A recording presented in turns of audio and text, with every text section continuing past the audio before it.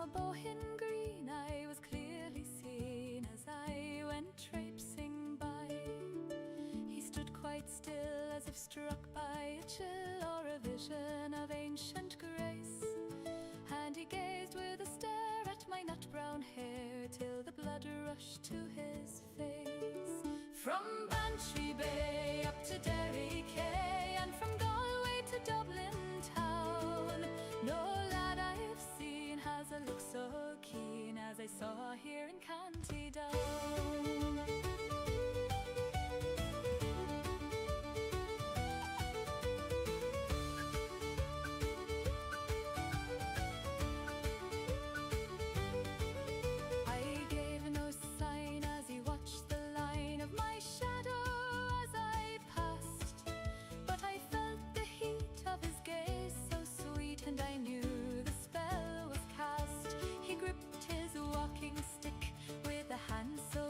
As he tripped o'er his feet, for a lad so bold he was knocked from his hold by a girl that he chanced to meet.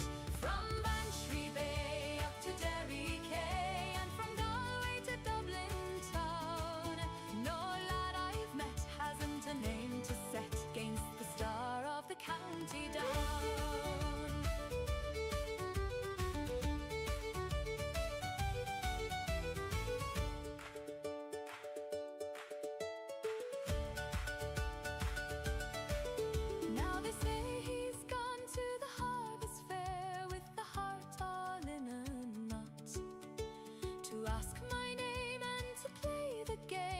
To find my humble cart, well, let him come and let him drum his fingers on the door. If he's half the wit as he's got the grit, I might like him a wee bit more. From Bantry Bay up to Derry Quay, and from Galway to Dublin town, ne'er a lad I've sought has a heart so caught by the star.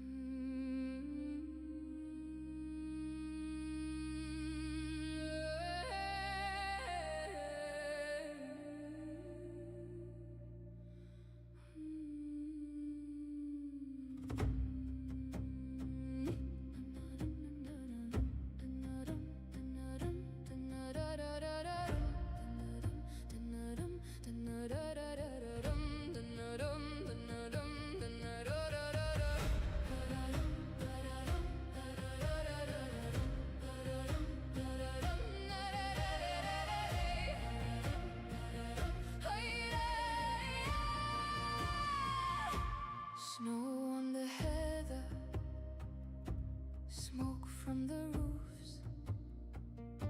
I stand on the ridgeline, breathing the proof. Sky like a pale bowl, frost in my hair, name on my tongue tip, thin in the air. I call across the pines, he's yellow, high and wild and wide.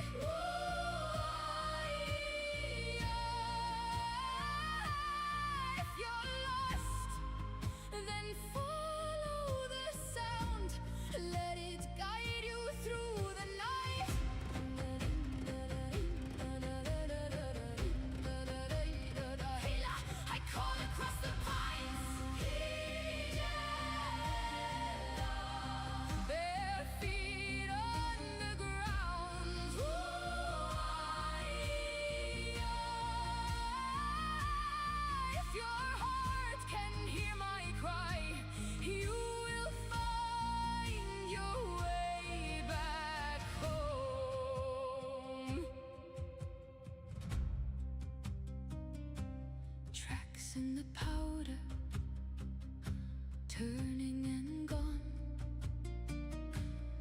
moon takes the branches, braids them in song. Far in the darkness, something replies, echo or answer, tears in my eyes. Ooh, where are you now? I won't fall silent.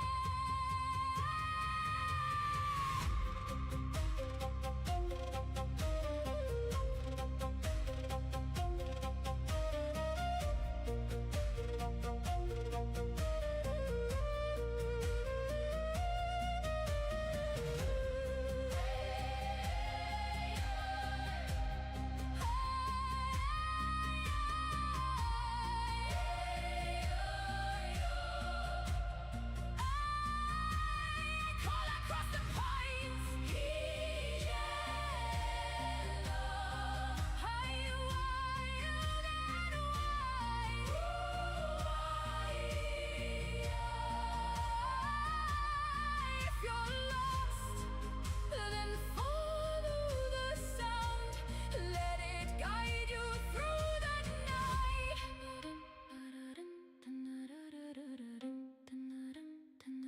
Come home.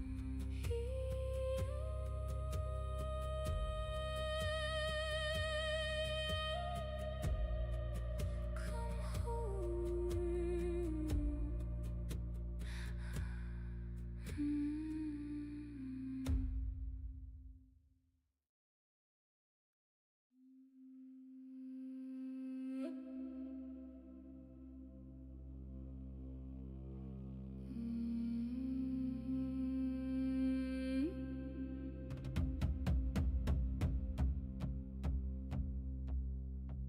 The fire smokes black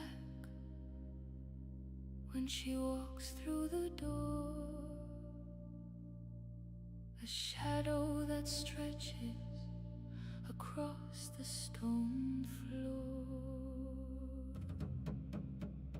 She carries the staff, she carries the sight, a piece of the morning in the heart of the night.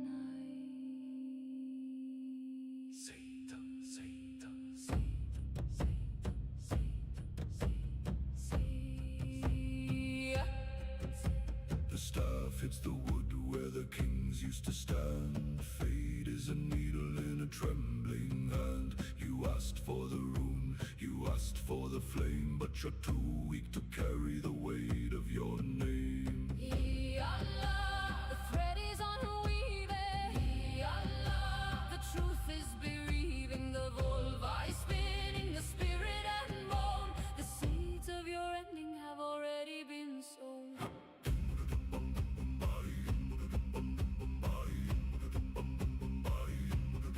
She sees the high hall. She sees it in ash. The glint of the gold. The sting of the lash. She speaks to the dead. She drinks from the well. There are secrets the living are too frightened to tell.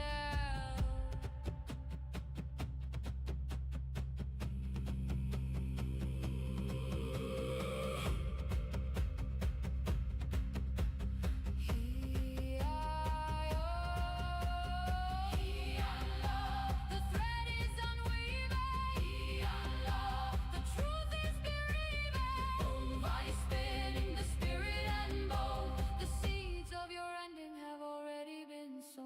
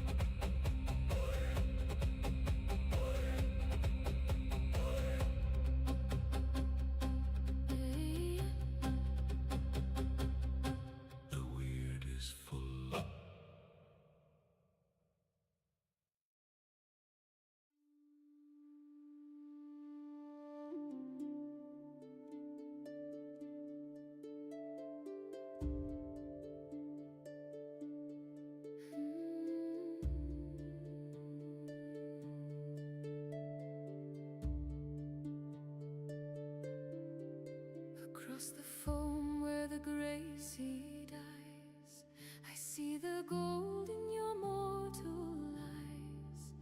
Leave the iron, Ashin, leave the rust, leave the men who turn to dust. I see the light, I see the shore, but my heart is tied to the threshing floor. How can I ride where the shadows go, when the wind of home is all I know? Tiernanog is calling.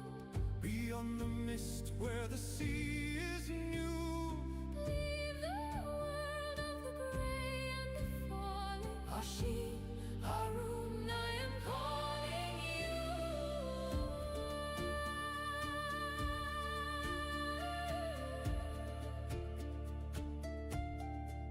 10,000 winters in a single breath, the land of youth, the end of death. Time is a cage, time is a lie. Come to the land where we never die. I took the saddle, I left the clay, but the ghost of home wouldn't fade away. 300 years passed like a sigh, while I watched the golden birds fly by. Ashin, my love, stay on the horse. I must see the hills, I must find my source. If you touch the ground, the years will strike. The world is changed, it is nothing alike. I touch the ground and the ground turned gray. My brothers are bones, they have blown away. My skin is a shroud, my heart is lead. I wake among the ancient dead. The veil is thin, the light is long. We are the pulse, we are the song. You chose the shore, you left the tide. The mist has closed on the mortal side.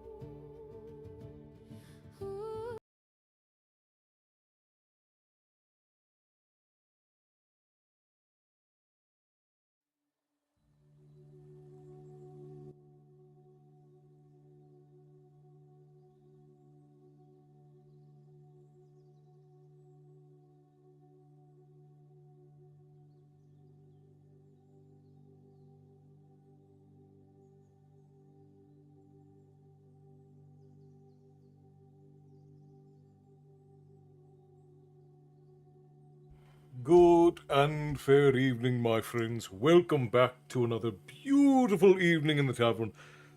Tonight was a bit of an interesting one. But let's go ahead and say hello to everyone who is in tonight. We have over on the Twitch portal, we've got Bear, we've got Maddie, we've got Frost, we've got Erin, we've got Rain, we've got Tyson, we've got Molly Sue, and Durgo. Hello, friends. Welcome in. So good to see you all. 4 more streams and 4 more streams, Bear, just 4 more. Matty, let me get your tavern fare there. Enjoy your meal of the morning star. Cassie, hello. Falling Crow, hello. Let's see, who do we have on other portals? We've got Falling Crow over on the YouTube portal. We've got Sherry, we've got Clifford, and we've got Christina over on the Facebook portal. Welcome in, my friends. Good to see you. Hello, hello, hello, everyone. Now, for anyone who is new or this is your first time joining in, tonight is a Storytime night. During Storytime, I read to you all from a book that the community has chosen. Tonight is our family-friendly night. That means that the stories are suitable for most, if not all, ages, and we are reading from Eragon. But yes, all of the internet that allowed us to connect to all of you folk was out for several hours today, and I wasn't sure when it was going to be back on. Santana, my friend, thank you kindly for 32 months. Enjoy your mead of the morning star there. Oh, I owe Matty a toot on the rain horn as well. Matty read it in with all of his friends. Let's go ahead and give him a toot on the rain horn. Here we go. 3, 2, 1.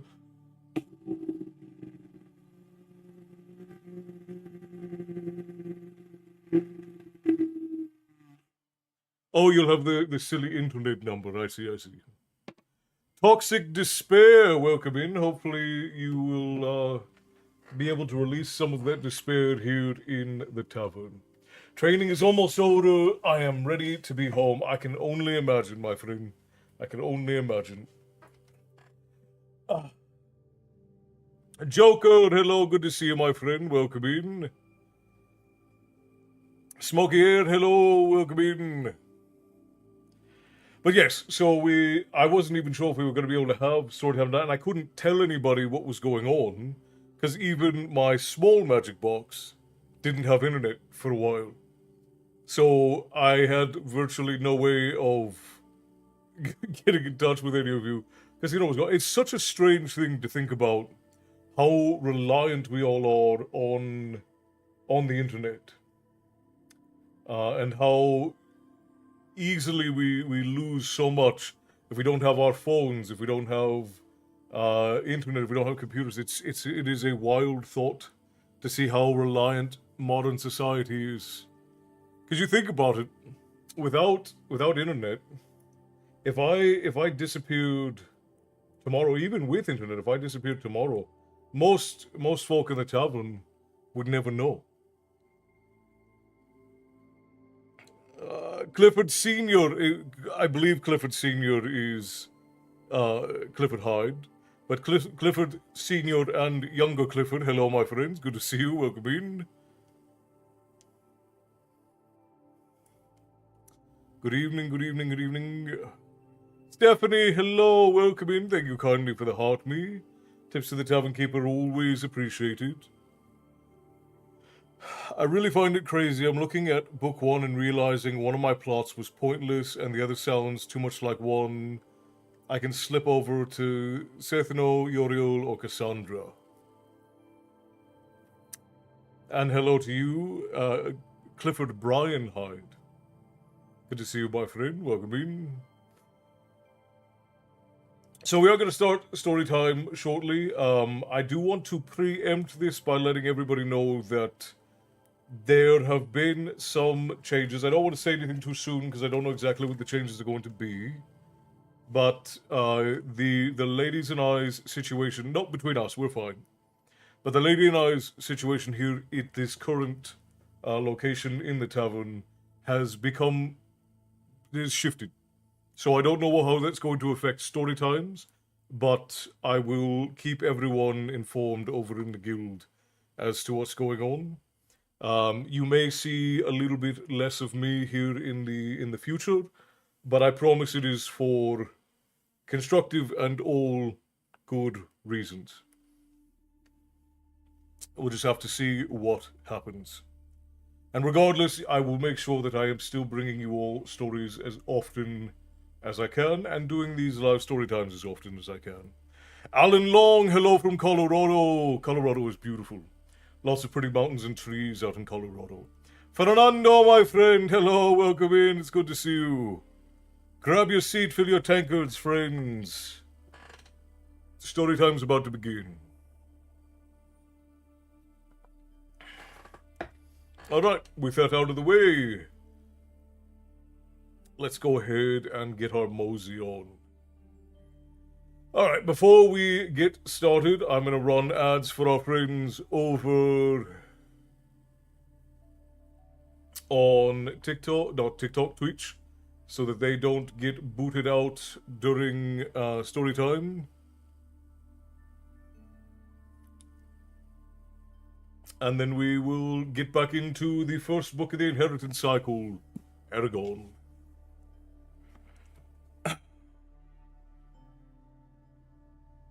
And Frost buys a round for the tavern. Cheers, everyone. Raise your glass to Frost.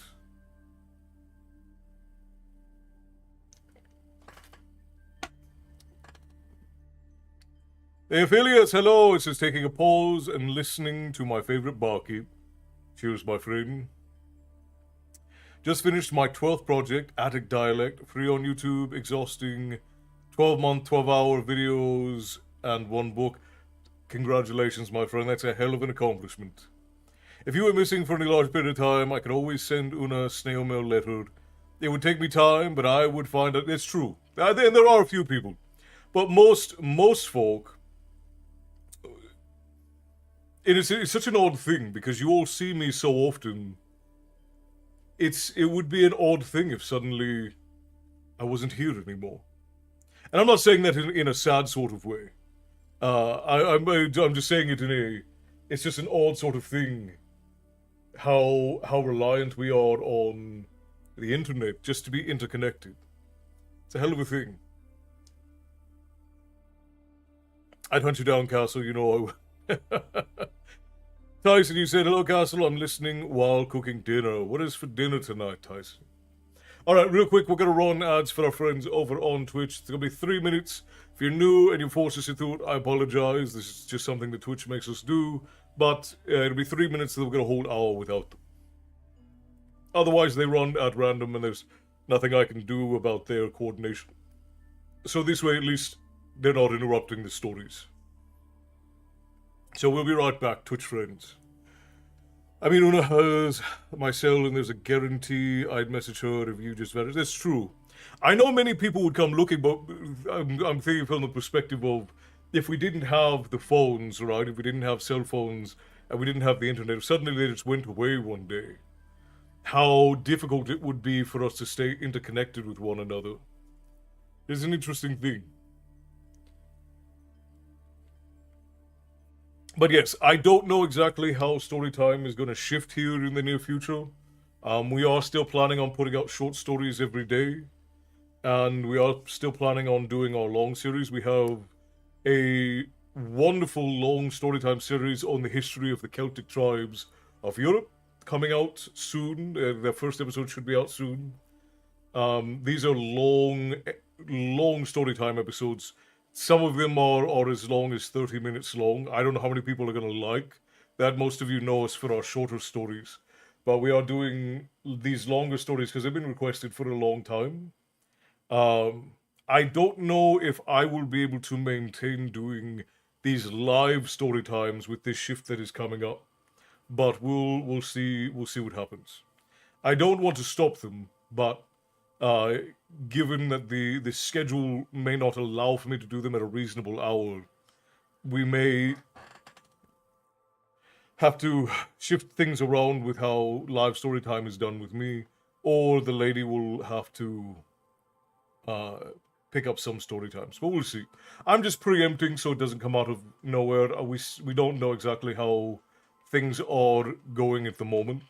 But once we know, we'll of course let you guys know. Hey, big bro, to me, I'd find a way. I appreciate you, Matty.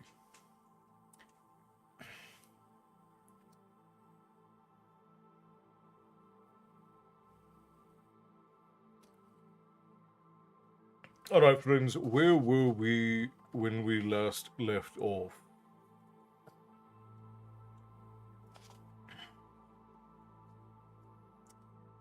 A rider's blade.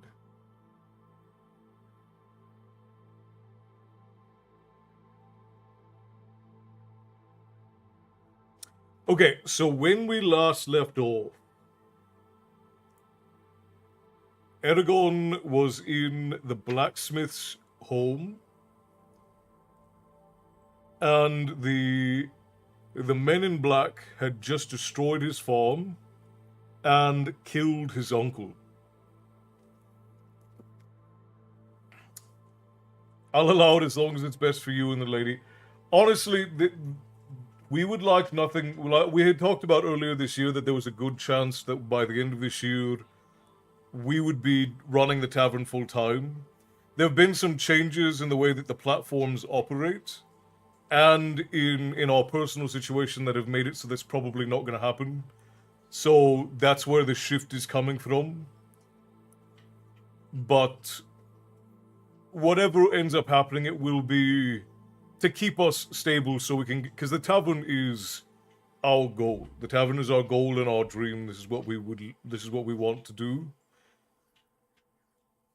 But we want to do it right. We don't ever want to ask for charity. We want to exist on the merits of what we make. And when what we make is valuable, that'll be reflected in what we're able to do. No, I know, it's Stephanie. Bow-tie pasta, red sauce, ground beef with sauteed mushrooms and onions. That sounds delicious, Tyson. Also, the situation with my mom has prompted me to look for a new place to live, which is fair. You know, you have to do what's best for you, Matty. But regardless of what happens with the lady and I, we will still always bring you guys stories, as many and as often as we can. Even if it gets to a point where we have to completely shift gears and this isn't what we do solely anymore, which that might happen. I don't know for sure. Regardless, we would still do our best to bring you all as many stories as often and as regularly as possible. And I don't know. We're still figuring things out. So I don't even know exactly where things are going to go. I just want to preempt everyone so that if 2 weeks from now there are no more live story times for a bit, it didn't just come out of nowhere and you guys are broadsided by it.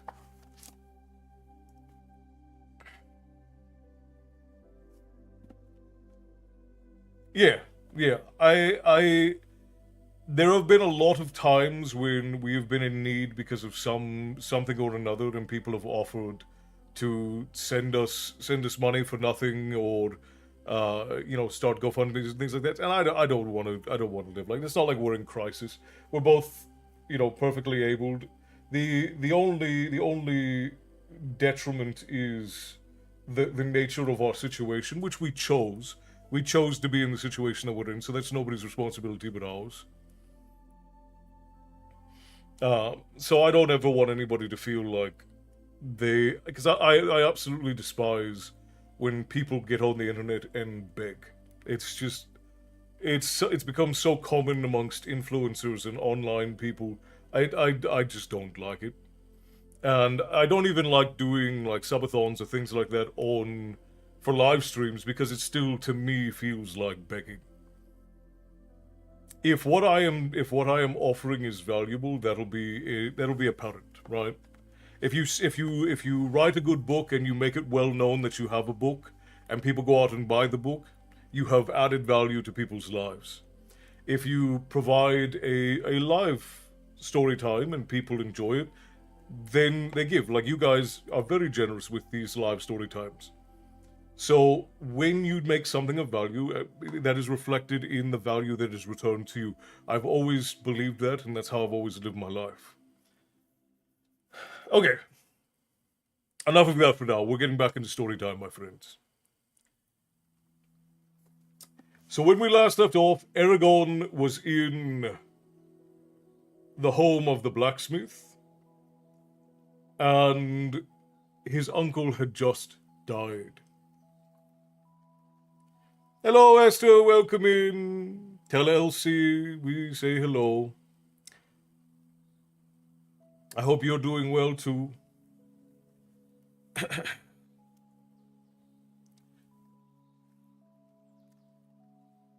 So we are on, I think we're on chapter 13, called A Rider's Blade of Eragon. So, fill your seats, my friends.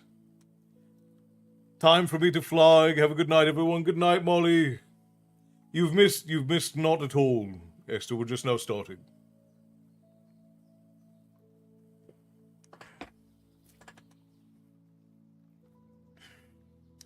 Chapter 13 of Eragon, A Rider's Blade. Anguish enveloped Eragon as he woke. Though he kept his eyes closed, they could not stop the fresh flow of tears. He searched for some idea or hope to help him keep his sanity. I can't live with this, he moaned. Then don't, Saphira's words reverberated in his head. How? Garrow's gone forever. And in time, I must meet the same fate. Love, family, accomplishments, they're all torn away, leaving nothing. What is the worth of anything we do? The worth is in the act. Your worth halts when you surrender, and the will to change and experience life. But options are before you. Choose one. Dedicate yourself to it. The deeds will give you new hope and purpose. But what can I do? The only true guide is your heart. Nothing less than that. Then its supreme desire can help you. She left him to ponder her statements. Maria, thank you kindly. Enjoy your dragonfire mead. Thank you kindly for the stars. Sending them shooting over the tavern, much appreciated. My sort of on time, hello from New Zealand. You are sort of on time. I literally just started today's chapter, so you are just in time. Grab your seat, fill your tankard. You made it. And welcome in, it's good to see you.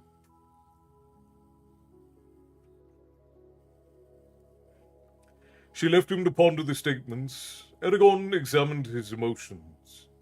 It surprised him that more than grief, he found a searing anger. What do you want me to do? Pursue the strangers? Yes.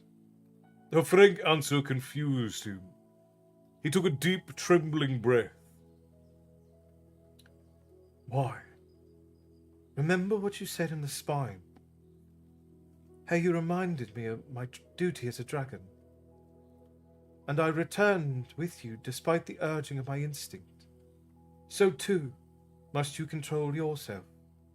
I thought long and deep the past few days, and I realized what it means to be dragon and rider. It is our destiny to attempt the impossible, to accomplish great deeds regardless of fear. It is our responsibility to the future. I don't care what you say. Those aren't reasons to leave, cried Eragon. And here are others.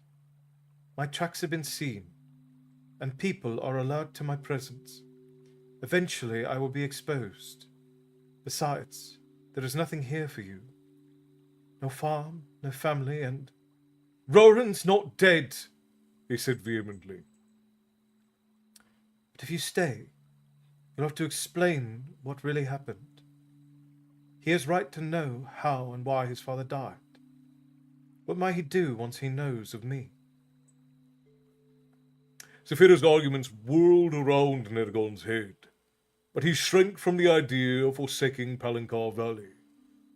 It was his home, yet the thought of enacting vengeance on the strangers was fiercely comforting. Am I strong enough for this? You have me. Doubt besieged him. It would be such a wild, desperate thing to do. Contempt for his indecision rose, and a harsh smile danced on his lips. Saphira was right. Nothing mattered anymore except the act itself.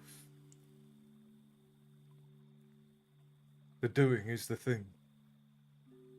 And what would give him more satisfaction than hunting down the strangers? A terrible energy and strength began to grow in him. It grabbed his emotions and forged them into a solid bar of anger with one word stamped on it: revenge. His head pounded as he said with conviction, "I will do it." He severed the contact with Saphira and rolled out of bed, his body tense like a coiled spring. It was still early in the morning. He'd only slept a few hours. Nothing is more dangerous than an enemy with nothing to lose, he thought, which is what I have become. Yesterday he'd had difficulty walking upright, but now he moved confidently, held in place by his iron will. The pain his body sent him was defied and ignored. This Penguin, thank you for following the tavern overall on TikTok. You've marked this on your map. You should be able to find your way back. The next time you need a story, Arthur Christie, hello, hello. Welcome in. We just got a raid from friends over on Twitch, so we're going to go ahead and give them a toot on the raid horn. 3, 2, 1.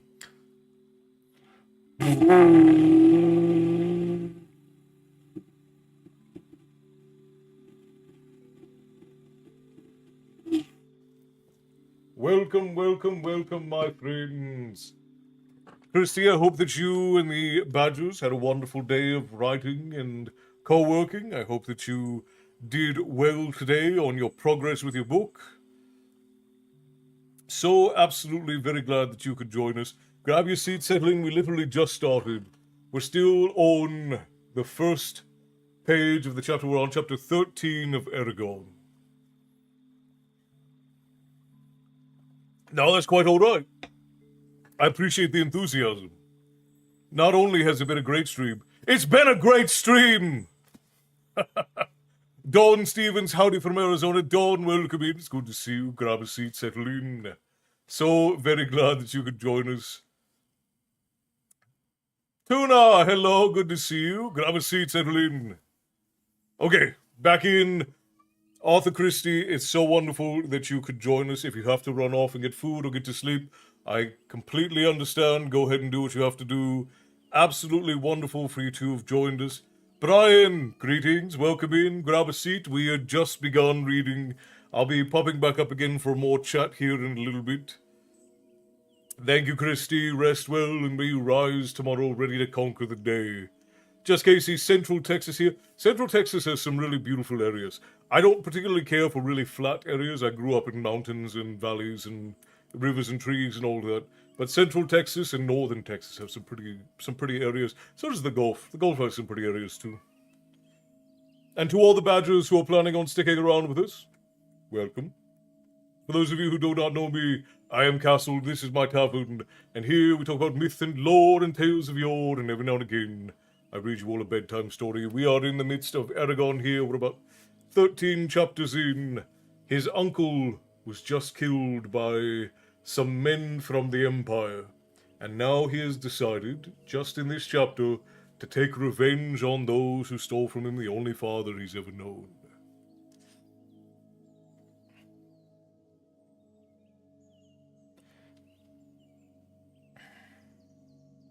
As he crept out of the house, he heard the murmur of two people talking. Curious, he stopped to listen. Elaine was saying, in her gentle voice, "Place to stay? We have a room." Horst answered inaudibly in his bass rumble, "Yes." Or inaudibly in his bass rumble, "Yes, the poor boy," replied Elaine. This time, Eragon could hear Horst's response. "Maybe." There was a long pause. "I've been thinking about what Eragon said, and I'm not sure he told us everything." "What do you mean?" asked Elaine. There was a concern in her voice.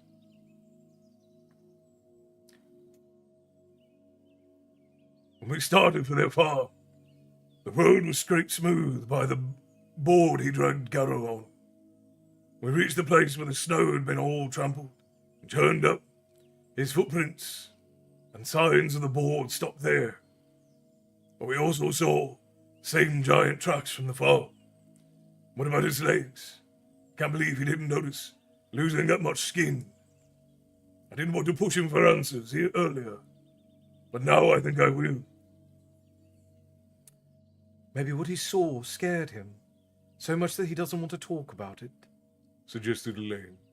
You saw how distraught he was. That still doesn't explain how he managed to get Garrow nearly all the way there without leaving any tracks. Saphira was right, thought Eragon. It's time to leave. Too many questions from too many people. Sooner or later, they'll find the answer. He continued through the house, tensing with every floor creak. The streets were clear. Few people were up at this time of day. He stopped for a minute and forced himself to focus. I don't need a horse. Saphira is my steed, but she needs a saddle. She can hunt for both of us, so I don't have to worry about food. Or I should get some anyway. Whatever else I need, I can find buried in our house. He went to Gedrick's tanning vats on the outskirts of Carver Hall.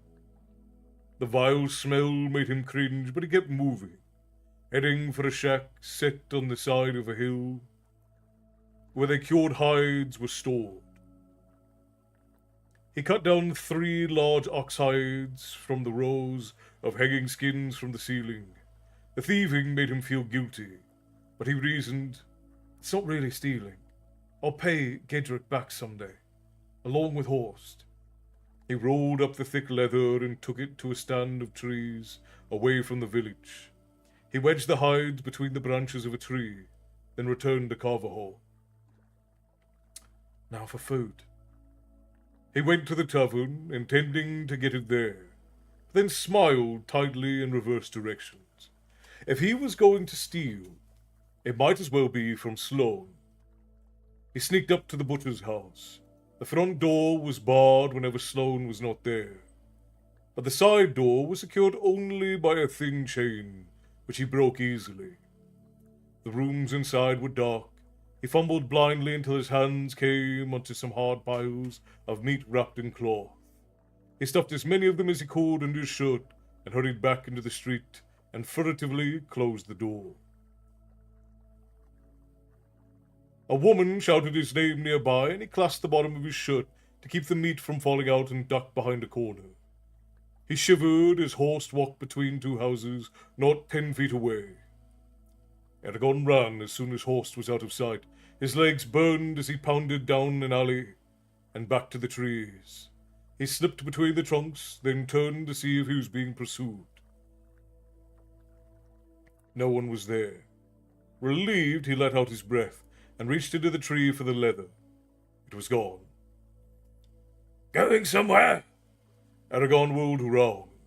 Braum scowled angrily at him, an ugly wound on the side of his head. A short sword hung at his belt in a brown sheath, and the hides were in his hand. Eragon's eyes narrowed in irritation. How had the old man managed to sneak up on him? Everything had been so quiet. He would have sworn that no one was around. Give them back, he snapped. Why? So you can run off before Garrow's even buried? The accusation was sharp. It's none of your business, he barked, temper flashing. Why did you follow me? I didn't, grunted Braum. I've been waiting here for you. Now, where are you going? Nowhere. Eragon lunged for the skins and grabbed them from Braum's hand. Braum did nothing to stop him. I hope you have enough meat to feed your dragon. Eragon froze. What are you talking about? Braum crossed his arms. Don't fool me.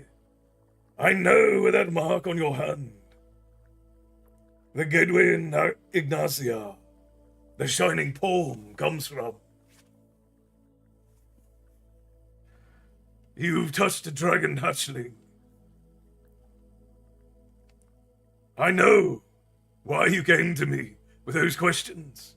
I know that once more the riders live. Eragon dropped the leather and the meat. It's finally happened. I have to get away. I can't run faster than him with my injured legs. But if... Saphira, he called. For a few agonizing seconds, she did not answer. But then... Yes, we've been discovered. I need you. He sent her a picture of where he was, and she took off immediately. Now he just had to stall Braum. How did you find out? He asked in a hollow voice. Braum stared into the distance and moved his lips soundlessly as if he were talking to someone else. Then he said, There were clues and hints everywhere. I had only to pay attention. Anyone with the right knowledge could have done the same. Tell me, how is your dragon? She, said Eragon, is fine. We were at the farm when the strangers came. Ah, your legs. You were flying. How did Braum figure that out? What if the strangers coerced him into doing this? Maybe they want him to discover where I'm going, so they can ambush us. And where is Saphira? He reached out with his mind and found her circling far overhead.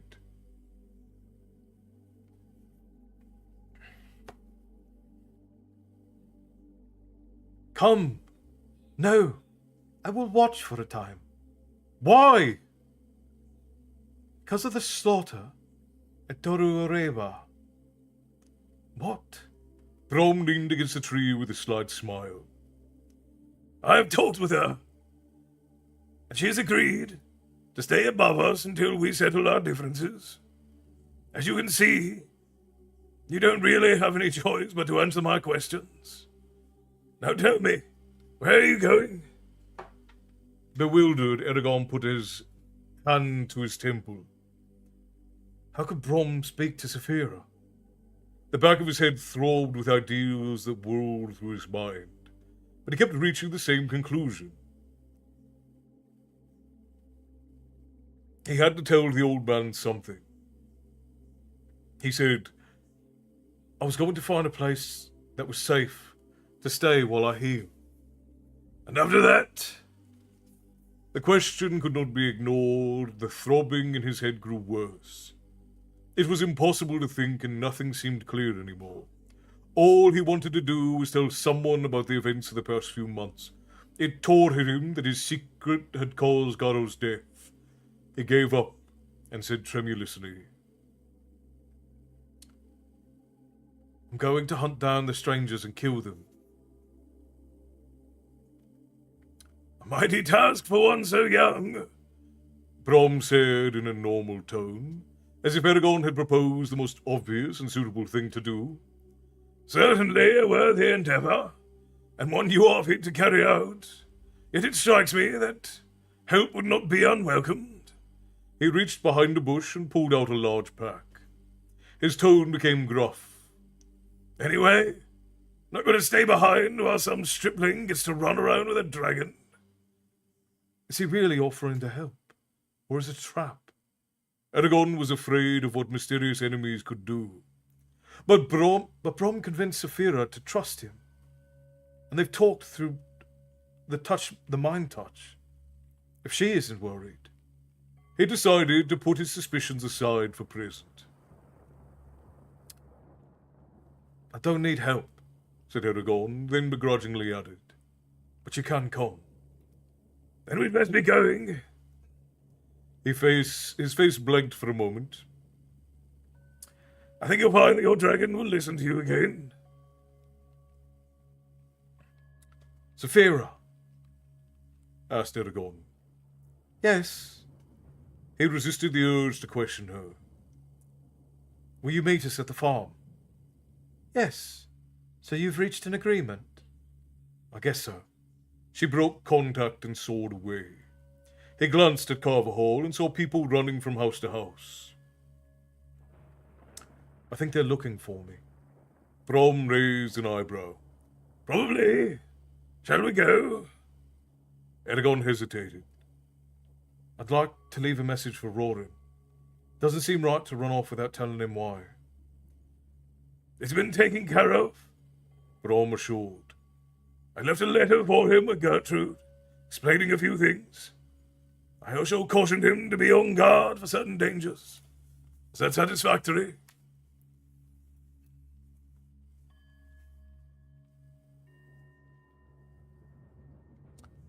Brian and I live on the coast of Texas. Yeah, I presume you mean the east coast of Texas. The east coast of Texas is there's a lot of lovely land out there. I hope Coda, Milo, and Boo they're all quite well. Milo has finally stopped being a brat. They're all doing well. I think they're all probably back with the lady.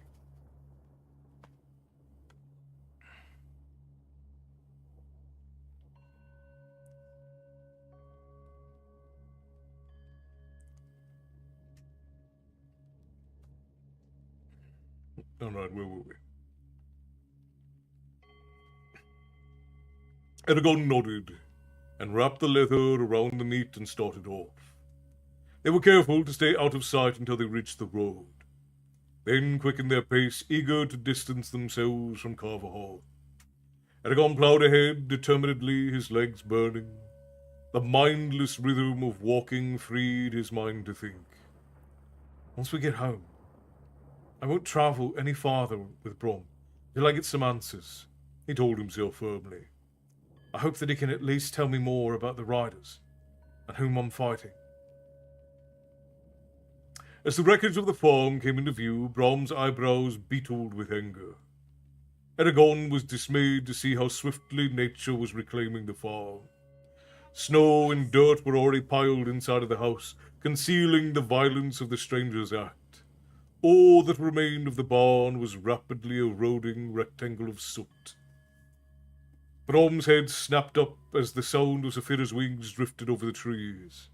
She dived past them from behind, almost brushing their heads, then staggering as a wall of air buffeted them. Saphira's scales glittered as she wheeled over the farm and landed gracefully. Brom stepped forward with an expression both solemn and joyous. His eyes were shining, and a tear showed on his cheek before it disappeared into his beard. He stood there for a long while, breathing heavily as he watched Saphira, and she him. Eragon heard him muttering and edged closer to listen. So, it starts again. But how and well will it end? My sight is veiled. I cannot tell if this is to be tragedy or farce, for the elements of both are here. However it may be, my station is unchanged, and I... Whatever else he might have said faded away, as Saphira proudly approached them. Eragon passed Brom, pretended he had heard nothing, and greeted her. There was something different between them now, as if they knew each other even more intimately, yet were still strangers. He rubbed her neck, and as his palm tingled as their minds touched, a strong curiosity came from her. I've seen no humans except you and Garo, and he was badly injured, she said. You viewed people through my eyes. It is not the same. She came closer and turned her long head so that she could inspect Brom with one large blue eye. You really are strange creatures, she said critically, and continued to stare at him. Brom held still as she sniffed the air, and then he extended his hand to her. Saphira slowly bowed her head and allowed him to touch her on the brow. With a snort, she jerked back and retreated behind Eragon. Her tail flicked over the ground. What is it? He asked. She did not answer. Brom turned to him and asked in an undertone. What's her name? Saphira. A peculiar expression crossed Brom's face. He ground the butt of his staff into the earth with such force his knuckles turned white. Of all the names you gave me, it was the only one she liked. I think it fits. Eragon added quickly. It does, said Brom, and there was something in his voice Eragon could not identify. Was it loss, wonder, fear, envy? He was not sure. It could have been none of them, or all. Brom raised his voice and said, Greetings, Saphira. I'm honored to meet you. He twisted his hand in a gesture and bowed. I like him, said Saphira quietly. Of course you do. Everyone enjoys flattery. Eragon touched her on the shoulder and went to the ruined house. Saphira trailed behind with Brom.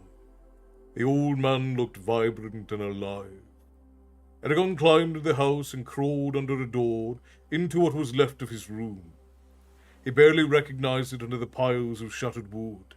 Guided by memory, he searched there inside the wall and had found his empty pack. Part of the frame was broken, but the damage could easily be repaired. He kept rummaging and eventually uncovered the end of his bow, which was still in its buckskin tube.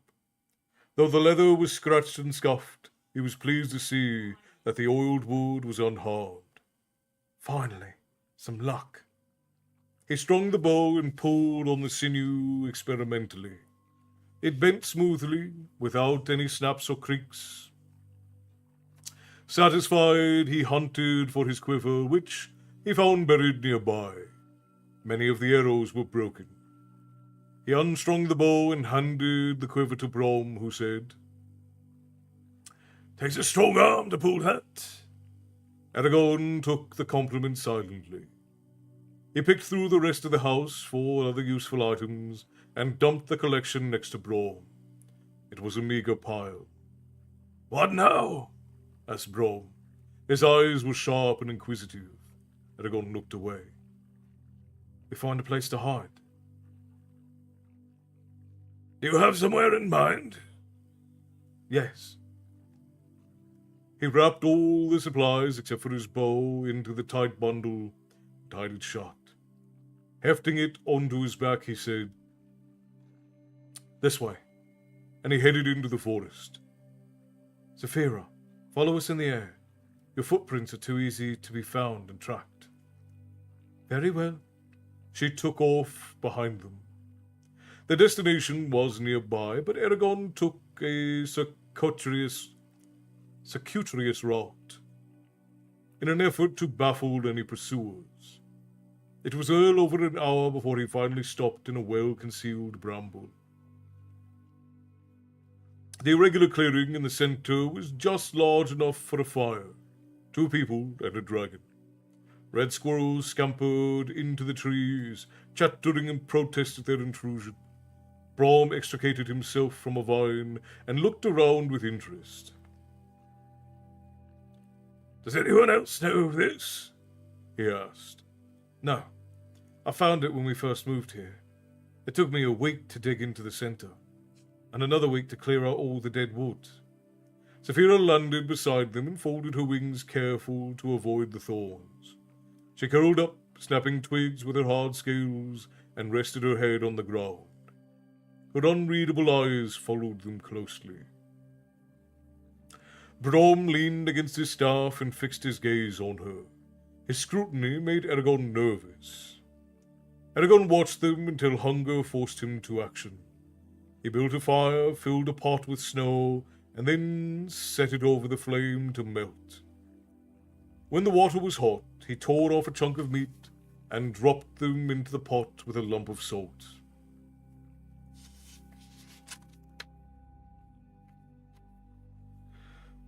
Not much of a meal, he thought grimly, but it'll do. Probably be eating this for some time to come, so I might as well get used to it. The stew simmered quietly, spreading a rich aroma through the clearing. The tip of Saphira's tongue snaked out and tasted the air. When the meat was tender, Brom came over and served the food. Eragon served the food. They ate silently, avoiding each other's eyes. Afterwards, Brom pulled out his pipe and lit it leisurely. "Why do you want to travel with me?" asked Eragon. A cloud of smoke left Brom's lips and spiraled up through the trees until it disappeared. "I have a vested interest in keeping you alive," he said. "What do you mean?" demanded Eragon. "Well, to put it bluntly, I'm a storyteller, and I happen to think that you will make a fine story. The first writer to exist outside of the king's control for over 100 years. What will happen? Will you perish as a martyr? Will you join the Varden? Will you kill King Galbatorix? All fascinating questions, and I will be here to see every bit of it, no matter what I have to do." A knot formed in Eragon's stomach.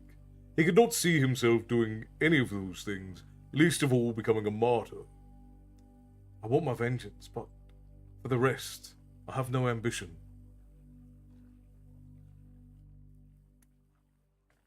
"That may be, but tell me, how can you talk with Saphira?" Brom took his time putting more tobacco into his pipe. Once it was relit and firmly in his mouth, he said, "Very well. If it's answers you want, it's answers you'll get. But they may not be to your liking." He got up and brought his pack over to the fire and pulled out a long object wrapped in cloth. It was about 5 feet long, and from the way he held it, rather heavy. He peeled away the cloth strip by strip like a mummy being unswathed. Eragon gazed transfixed as the sword was revealed. Golden pommel was a teardrop shaped, and it was with sides cut away to reveal a ruby the size of a small egg. The hilt was wrapped in silver wire, brushed until it gleamed like starlight. The sheath was wine red and smooth as glass, adorned solely by a strange black symbol etched into it. Next to the sword was a leather belt with a heavy buckle. The last strip fell away. Brom passed the weapon to Eragon. The handle fit Eragon's hand as if it had been made for him. He slowly drew the sword and slid soundlessly from the sheath. The flat blade was iridescent red and shimmered in the firelight. The keen edges curved gracefully to a sharp point. A duplicate of the black symbol was inscribed on the metal.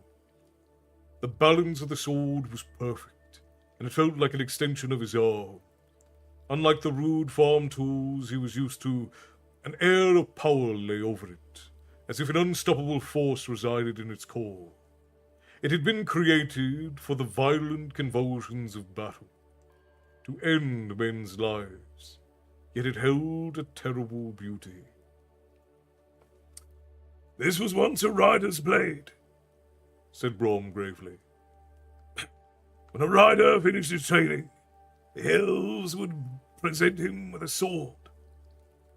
Their methods for forging have always remained secret. However, their swords are eternally sharp and will never stain. The custom was to have the blade's color match that of the rider's dragon. But I think we can make an exception in this case. The sword is named Zadok. I don't know what it means. Probably something personal to the rider who owned it." He watched Eragon swing the sword. "Where did you get it?" asked Eragon. He reluctantly slipped the blade back into the sheath and attempted to hand the sword back, but Brom made no move to take it. "Doesn't matter," said Brom. "I will only say that it took me a series of nasty and dangerous adventures to attain it. Consider it yours. You have more claim to it than I do. And before all this is done, I think you will need it." The offer caught Eragon off guard. It is a princely gift. Thank you." Unsure of what else to say, he slid his hand down the sheath. What is this symbol?" he asked. That was the rider's personal crest. Eragon tried to interrupt, but Brom glared at him till he was quiet. Now, if you must know, anyone can learn to speak to a dragon, have the proper training, and He raised his finger for emphasis. it doesn't mean anything if they can. I know more about dragons and their abilities than almost anyone else alive. On your own, it might take years to learn what I can teach you. I'm offering my knowledge as a shortcut. As for how I know so much, I will keep that to myself. Saphira pulled herself up as he finished speaking and prowled over to Eragon. He pulled out the blade and showed her the sword. "It has power," she said, touching the point with her nose. The metal's iridescent color rippled like water as it met her scales. She lifted her head with a satisfied snort, and the sword resumed its normal appearance. Eragon sheathed it, troubled. Brom raised an eyebrow. That's the sort of thing I'm talking about. Dragons will constantly amaze you. Things happen around them. Mysterious things that are impossible anywhere else. Even though the riders worked with dragons for centuries, they never completely understood their abilities. Some say that even the dragons don't know the full extent of their own powers. They are linked with this land in a way that lets them overcome great obstacles. What Saphira just did illustrates my point. There is much you don't know. There was a long pause. "That may be," said Eragon, "but I can learn, and the strangers are the most important thing I need to know about right now. Do you have any idea who they are?" Brom took a deep breath. They are called the Razak. No one knows if that's the name of their race, or what they've chosen to call themselves. Either way, if they have individual names, they keep them hidden. The Razak were never seen before Galbatorix came to power. He must have found them during his travels and enlisted them to his service. Little or nothing is known about them. However, I can tell you this. They aren't human. When I glimpsed one's head, it appeared to have something resembling a beak and black eyes as large as my fist. Though how they manage our speech is a mystery to me. Doubtless, the rest of their bodies are just as twisted. That is why they cover themselves with cloaks at all times, regardless of the weather.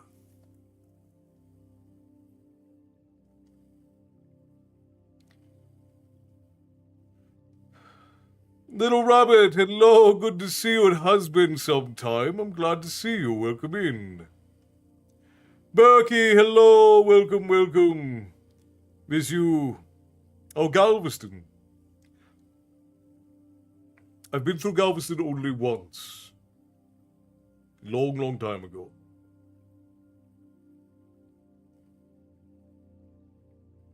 Let's see how we're doing on time. Yeah, we got a little bit of time. As longer as this. We're on the end of the chapter, so.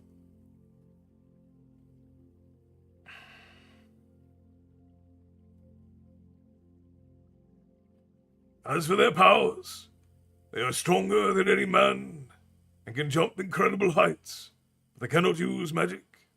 Be thankful for that, because if they could, it would already be in their grasp. I also know they have a strong aversion to sunlight, though it won't stop them if they're determined. Don't make the mistake of underestimating a Razak, for they are cunning and full of guile. How many of them are there? Asked Eragon, wondering how Brom could possibly know so much. As far as I know, only the two you saw. There might be more, but I've never heard of them. Perhaps they're the last of a dying race. You see, the king's personal dragon hunters. Whenever rumors reach Galbatorix of a dragon in the land, he sends the Razak to investigate. A trail of death often follows them. Brom blew a series of smoke rings and watched them float up between the brambles. Eragon ignored the rings until he noticed that they were changing colour and darting around. Brom winked slyly. Eragon was sure that no one had seen Saphira, so how could Galbatorix have heard about her? When he voiced his objections, Brom said, All right. Seems unlikely that anyone from Carver Hall could have informed the king. Why don't you tell me where you got the egg and how you raised Saphira? That might clarify the issue. Eragon hesitated and recounted all the events since he had found the egg in the spine. It felt wonderful to finally confide in someone. Brom asked a few questions, but most of the time he listened intently. The sun was about to set when Eragon finished his tale. Both of them were quiet as the clouds turned to soft pink. Eragon eventually broke the silence. I just wish I knew where she came from, and Saphira doesn't remember. Brom cocked his head. I don't know. You've made many things clear to me. I'm sure no one besides us has seen Saphira. The Razak must have had a source of information outside of this valley. One who's probably dead now. You've had a hard enough time and done much. I'm impressed. Eragon stared blankly into the distance, then asked, What happened to your head? It looks like you were hit with a rock. No, but that's a good guess. He took a deep pull on the pipe. Sneaking around the Razak's camp after dark, trying to learn what I could. When they surprised me in the shadows, it was a good trap, but they underestimated me. I managed to drive them away. Not, however, he said wryly, they're this token of my stupidity. Stunned, I fell to the ground and didn't regain consciousness till the next day. By then, they had already arrived at your farm. It was too late to stop them, but I set out after them anyways. That's when we met on the road. Who's he to think that he could take on the Razak alone? They ambushed him in the dark, and he was only stunned. Unsettled, Eragon said hotly, You saw the mark, the Gedwe Ignacia, on my palm. Why didn't you tell me who the Razak were? I would have warned Garo instead of going to Saphira first, and the three of us could have fled. Brom sighed. I was unsure what to do at the time. I thought I could keep the Razak away from you and, once they had left, confront you about Saphira. They outsmarted me. It's a mistake I deeply regret, and one that has cost you dearly. Who are you? Demanded Eragon, suddenly bitter. How come a mere village storyteller happens to have a rider's sword? How do you know about the Razak? Brom tapped his pipe. Thought I made it clear. I wasn't going to talk about that. My uncle is dead because of this. Dead! Exclaimed Eragon, slashing his hand through the air. I've trusted you this far because Saphira respects you, but no more. You're not the person I've known in Carverhall all these years. Explain yourself! For a long time, Brom stared at the smoke swirling between them, deep lines creasing his forehead. When he stirred, it was only to take another puff. Finally, he said, You probably never thought about it, but most of my life has been spent outside the Palancar Valley. It's only in Carver Hall I took the mantle of storyteller. I have played many roles to different people. I have a complicated past. Partly through a desire to escape it, I came here. So no, I'm not the man you think I am. Ha! Snorted Eragon. Then who are you? Brom smiled gently. I am one who is here to help you. Do not scorn those words. They're the truest I've ever spoken. But I'm not going to answer your questions. At this point, you don't need to hear my history, nor have you earned that right. Yes, I have knowledge. Brom the storyteller wouldn't. But I am more than he. You'll have to learn to live with that fact, the fact that I don't hand out descriptions of my life to anyone who asks. Eragon glared at him solemnly. I'm going to sleep, he said, leaving the fire. Brom did not seem surprised, but there was sorrow in his eyes. He spread his bedroll next to the fire as Eragon lay beside Saphira. An icy silence fell over the camp. And so ends chapter 13 of Eragon, my friends. I think we will have time for more chapters. The next chapter is only a few pages.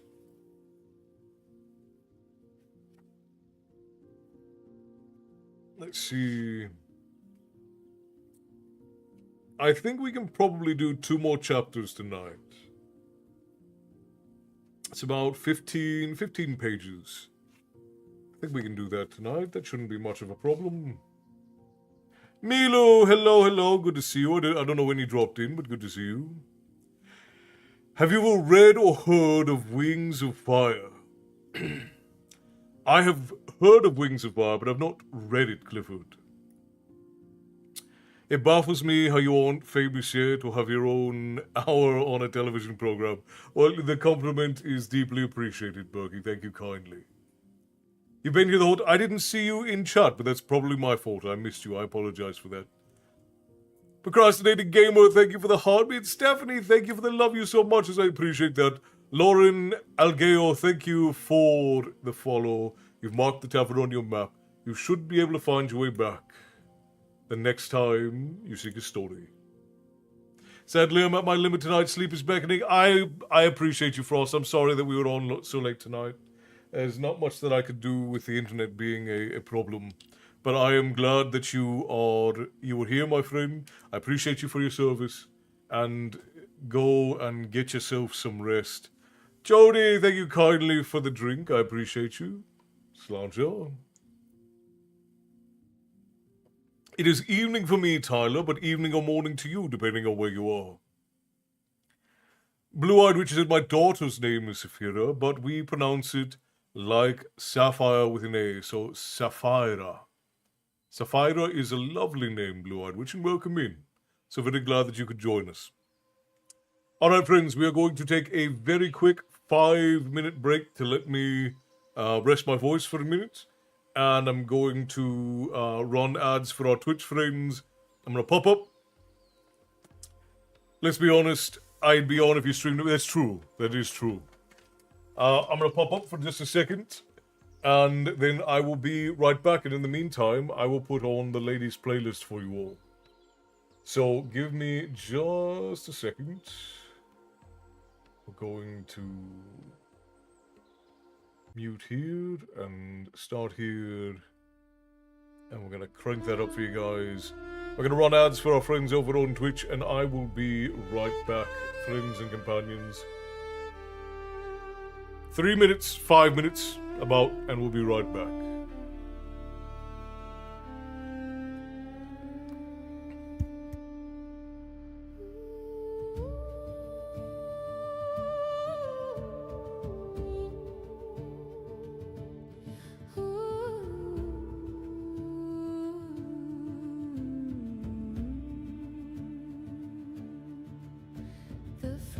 There's a shroud on the sleeping glen. We lay out the bread for the healing of men. A silver shadow moves over the height. Breed carries embers to swallow the night. Her footsteps are soft as the falling of wool, while the moon o'er the she is heavy and full. Breathe life in the cold of the clay. Lead us from shadow and into the day.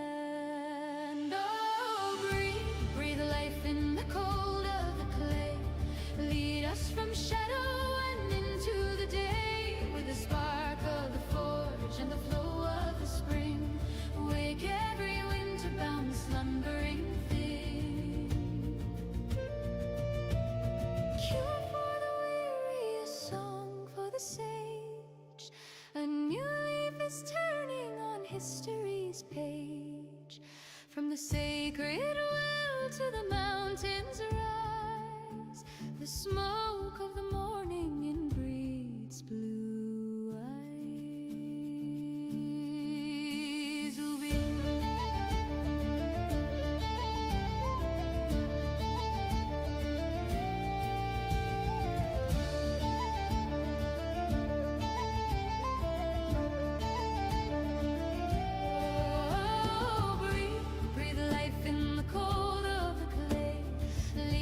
From shadow and into the day, with the spark of the forge and the flow of the spring, wake every winter-bound slumbering thing.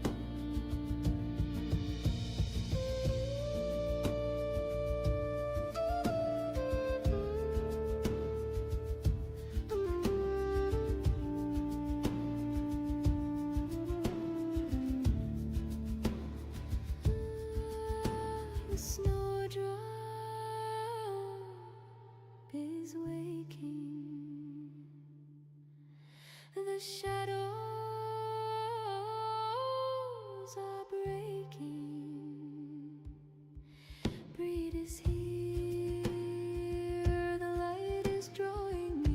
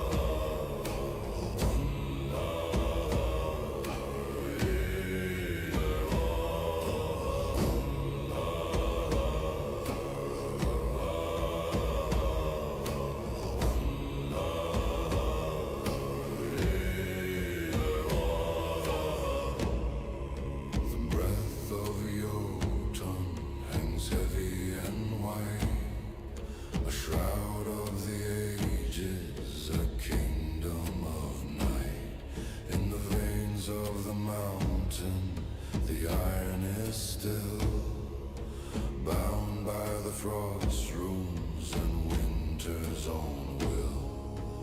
Old Ymir is dreaming in temples of glass, waiting for shadows of ages to pass. Wake from the ice sleep, the fire is won, the sky candle rises, the wheel has begun. The hammer is falling on shackles of gold, turning the silver to rivers of gold. The rhyme giant slumber, the story is told.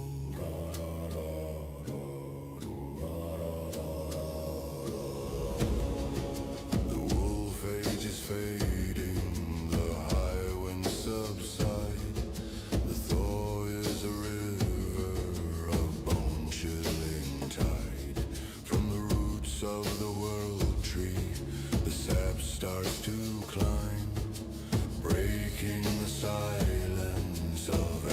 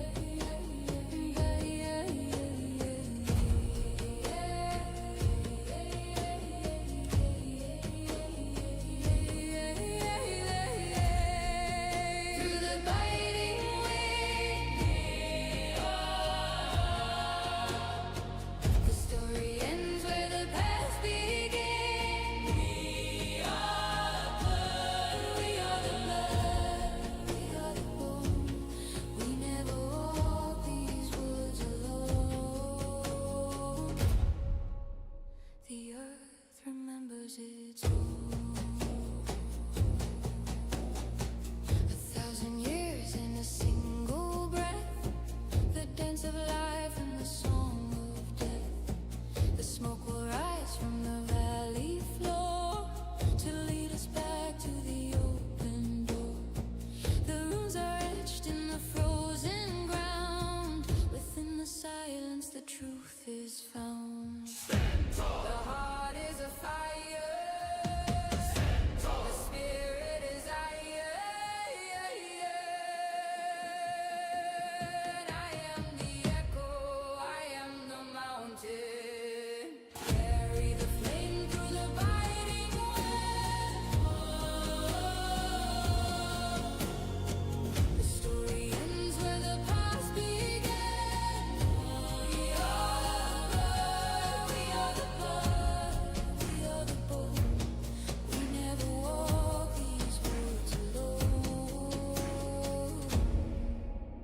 The earth remembers its own.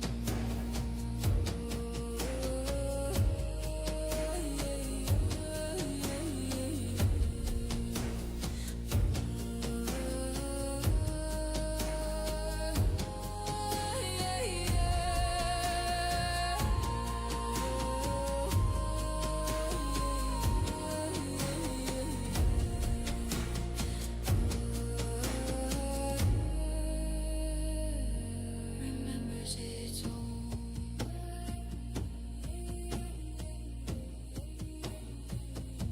Remembers its own.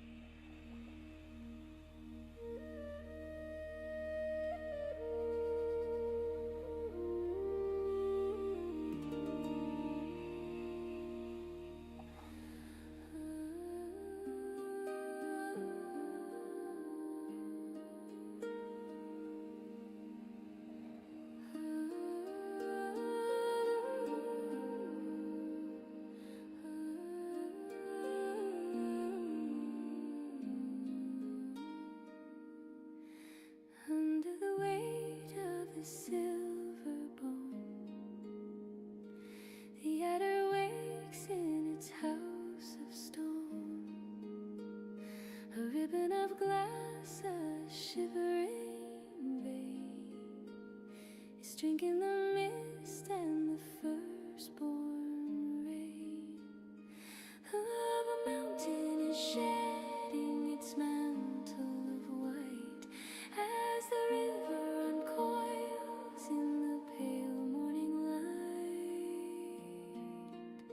Rise from the deep, oh silver thread, wake every root from its frozen bed. The ice is a skin that is peeling away to leave the green heart of a new coming day. Flow, little serpent, flow to the sea, set the heart of the valley free.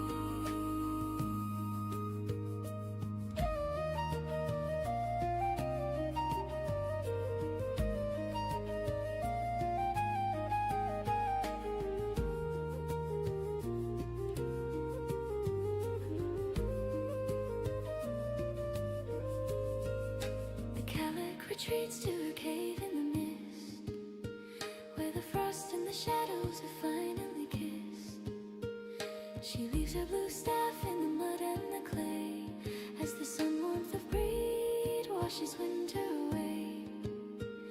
The pulse of the forest is starting to beat.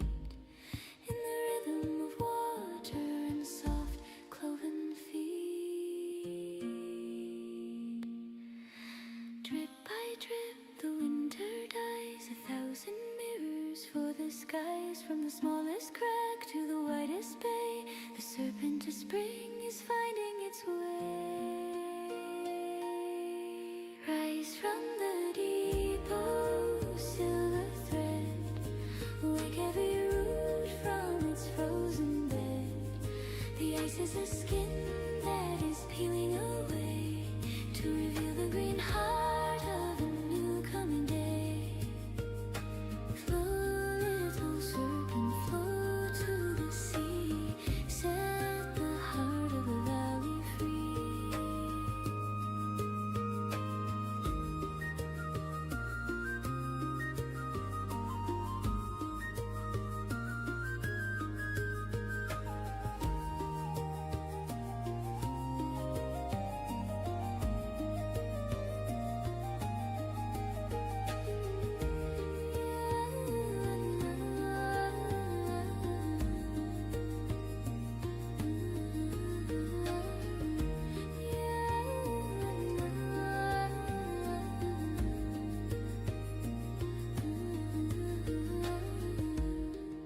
The water is sea.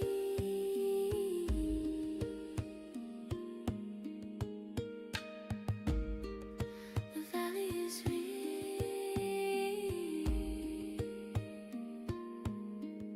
The serpent has come. Winter is done.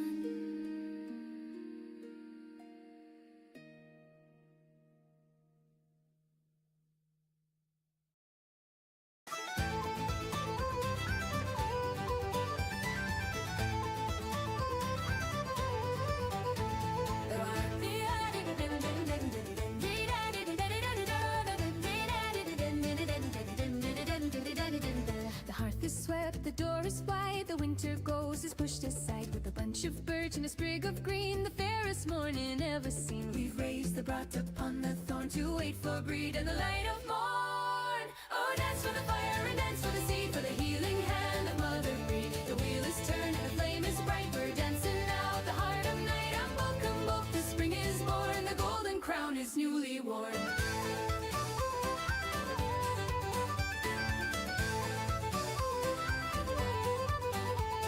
The snowdrop breaks the frozen crust, we shake away the winter's dust. A ribbon tied to the sacred tree for every spirit wild and free. The cats are low in the morning air as the scent of blossom fills the prayer. Oh, dance for the fire and dance for the seed, for the healing hand of Mother Breed. The wheel is turning, the flame is bright, we're dancing now at the heart of night. And both, the spring is born, the golden crown is newly worn.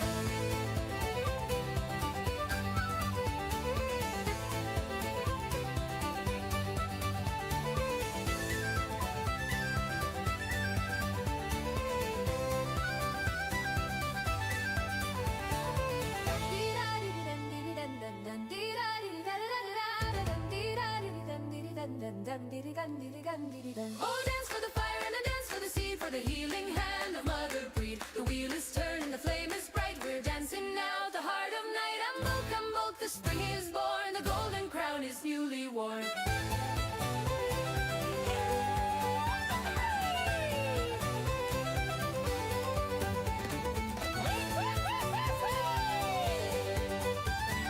fire is high, the sun is in the sky. Spring has come.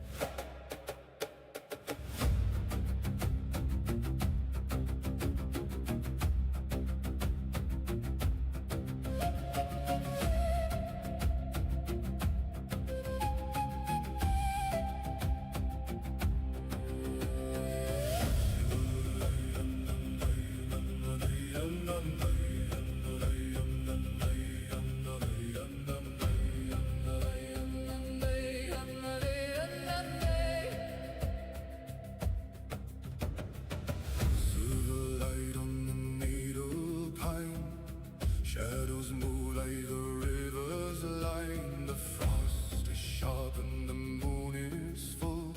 I feel the tide and the ancient pause. It is cold and the breath is white. We are the ghosts of the long lost night. Run with the silver,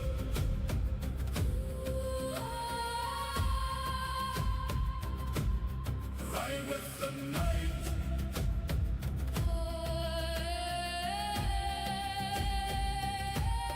Follow the fire through the frozen deep. Before the gods of the mountain sleep, the hunt begins.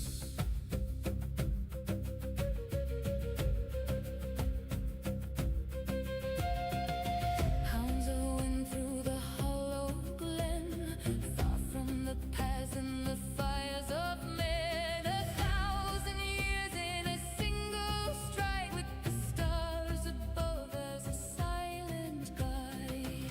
Iron heart and the spirit free. The earth is a song and the wind is the key. The heart of the wolf, the soul of the flame. The forest forgets, but I know the name. I am the hunt.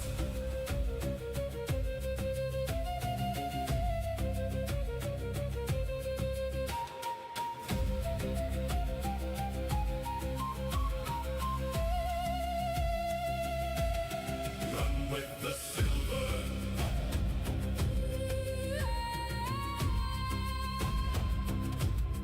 ride with the night.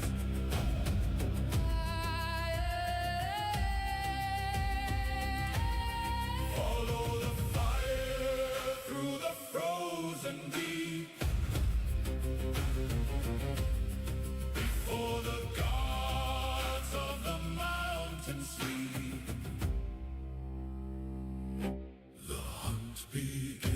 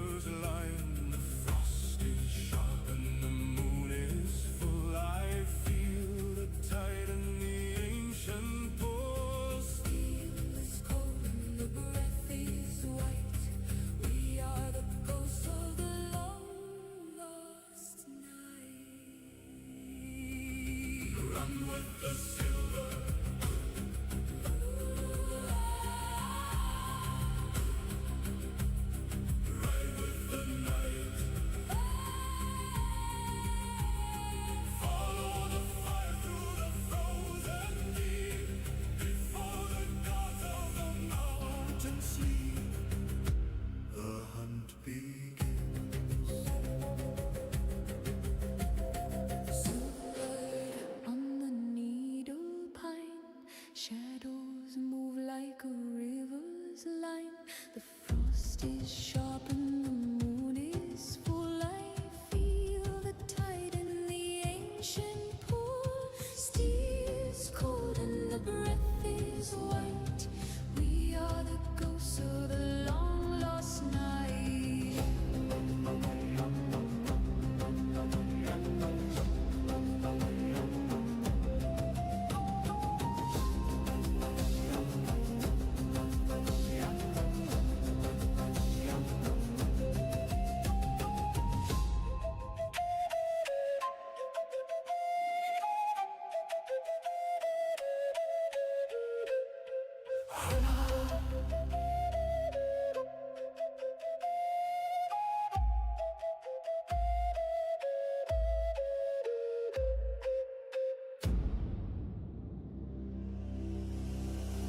Run with the silver.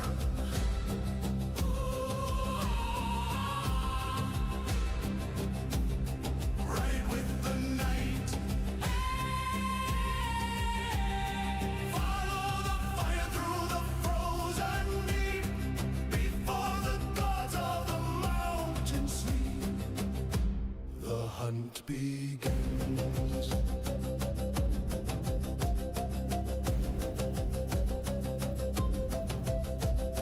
Silver light on the needle pine. Shadows move like a river. Sorry, friends. No, I didn't forget about you. The lady and I were talking about something, and I got caught up in it.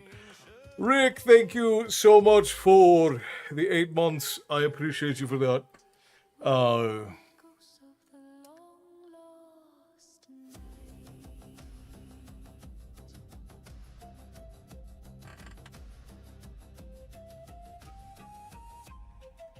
Okay, I'm back. Let's get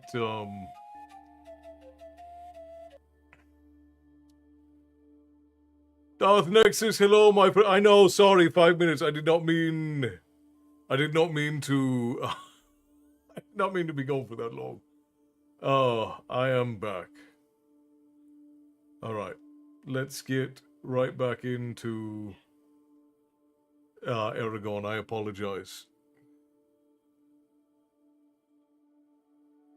Till us do our finishing up dinner. Good, I'm glad. Speak of old snatch and he shall appear. I know, sorry, the lady and I were talking about something, and I not a heated discussion, but an important discussion, and I got caught up in it. So I apologize for that.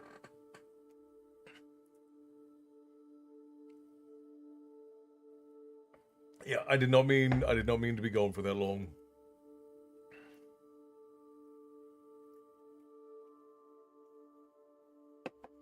I will raise a tiny sip with everybody as an apology. Slouch, my friends. Okay. No, we're just talking about you when you walked in the frame. You're good. I hope anyway. Yeah, no, we're fine. Like I said, we've got some big life changes that are going to be being made, and we are disagreeing as to what direction we ought to be taking. And it's not, again, it's like the lady and I don't fight. We talk about things through and through before we make any sorts of decisions on anything. And there are a lot of things going on with the two of us and with the tavern that we're having to figure out. I'm not entirely sure, Dogo. It's a playlist that the lady put together. I don't know the names of any of the songs. It's a playlist that she put together. It's a project she's working on. I don't know what any of the songs are called. I just play the playlist.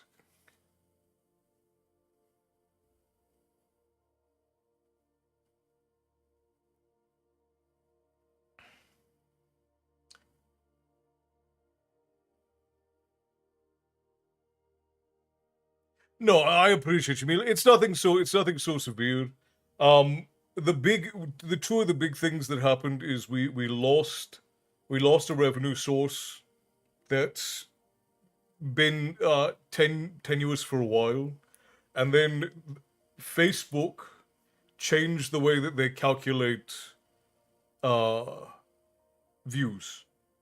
So that basically cut what we make on Facebook in half. Which it's always been hard to make money on Facebook, but it's just there were some changes, and this happens when you work in social media. It is to be expected, and we rely very heavily on our viewership rather than on like paid content, because we don't like selling or forcing or asking people to sign up for things. So that's just what it is, right? It's one of the dangers of doing business the way that we do. Uh, so it's not anything anybody can do. There's nothing anybody can do about it. It just kind of is what it is. Yeah, oddly, Facebook is our largest platform. Like, we get anywhere between 500,000 and 2 million views on Facebook a month. And for a while, they actually paid very well for those views. But they've just recently changed because they have a lot of AI stuff that's gotten into the space. And AI stuff does tend to get a lot of viewership for some reason. I couldn't tell you why. Um, but there's a lot of really low effort AI stuff, which is funny because YouTube is cracking down on AI stuff. Facebook is cracking down on AI stuff. Instagram's cracking down on AI stuff. TikTok's cracking down on AI stuff. But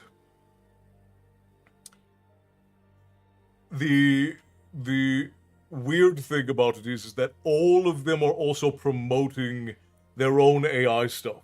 So like on TikTok, I can make my own AI generated videos that have like an AI version of me in them.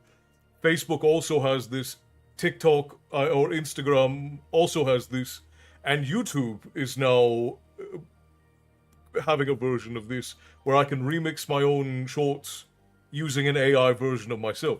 So they're cracking down on AI content, but they're also then promoting it. So it's a weird thing. It's a weird thing. Stephanie, you guys showing up and doing what you do is already an incredible help.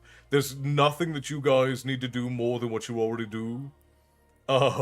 With showing up and watching videos and sharing the ones that you like. That's the best thing.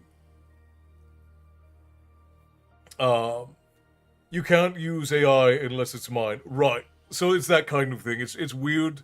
And the lady and I are already opposed. Like, we do use AI for some things to, like, streamline our workflow, but we're super against making stuff that is just strictly AI. Because it's just, I don't know, it just feels scummy. Like, why would you guys bother watching a video or watching a story time that I couldn't even bother to be in or to make myself, right? That's kind of how we feel about it. I think that AI is fine for augmenting workflows, but I don't want to make purely AI content. It just feels, yeah, it feels weird for me to do. Yeah, it does make no sense, Maddie, which is why, like, across everything, views are down for just about everyone. There's a huge amount of controversy over it. But it's hurting creators on the platforms who make original stuff, because the algorithm is favoring these things that are very, like, clickable and AI centric, but they are also, like, trying to not do that. I don't really understand what it is. But we used to easily get hundreds of thousands of views on TikTok. Now we get a few hundred. We used to get, ironically, we actually are doing way better now on Instagram than we used to.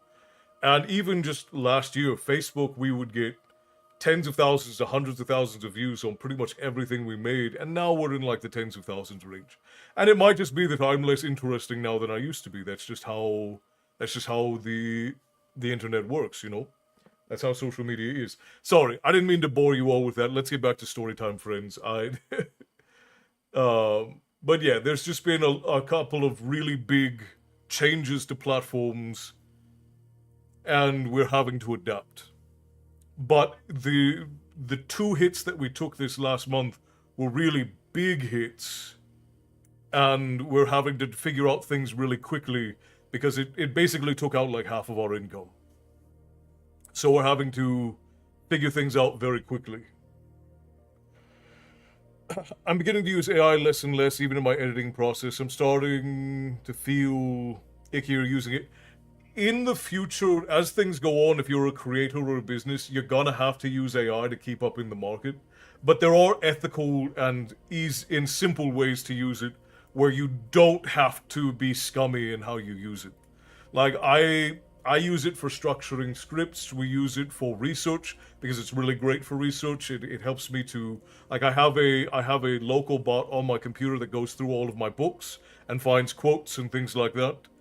So, you know, that's really helpful because it used to be that when I would do research, I'd have to sit down here whilst I'm writing out the story time that I'm telling. I'd have to go through these physical books. I'd have to find the quote. I'd have to type it in. Whereas now I can take all of my digital books, put them all into a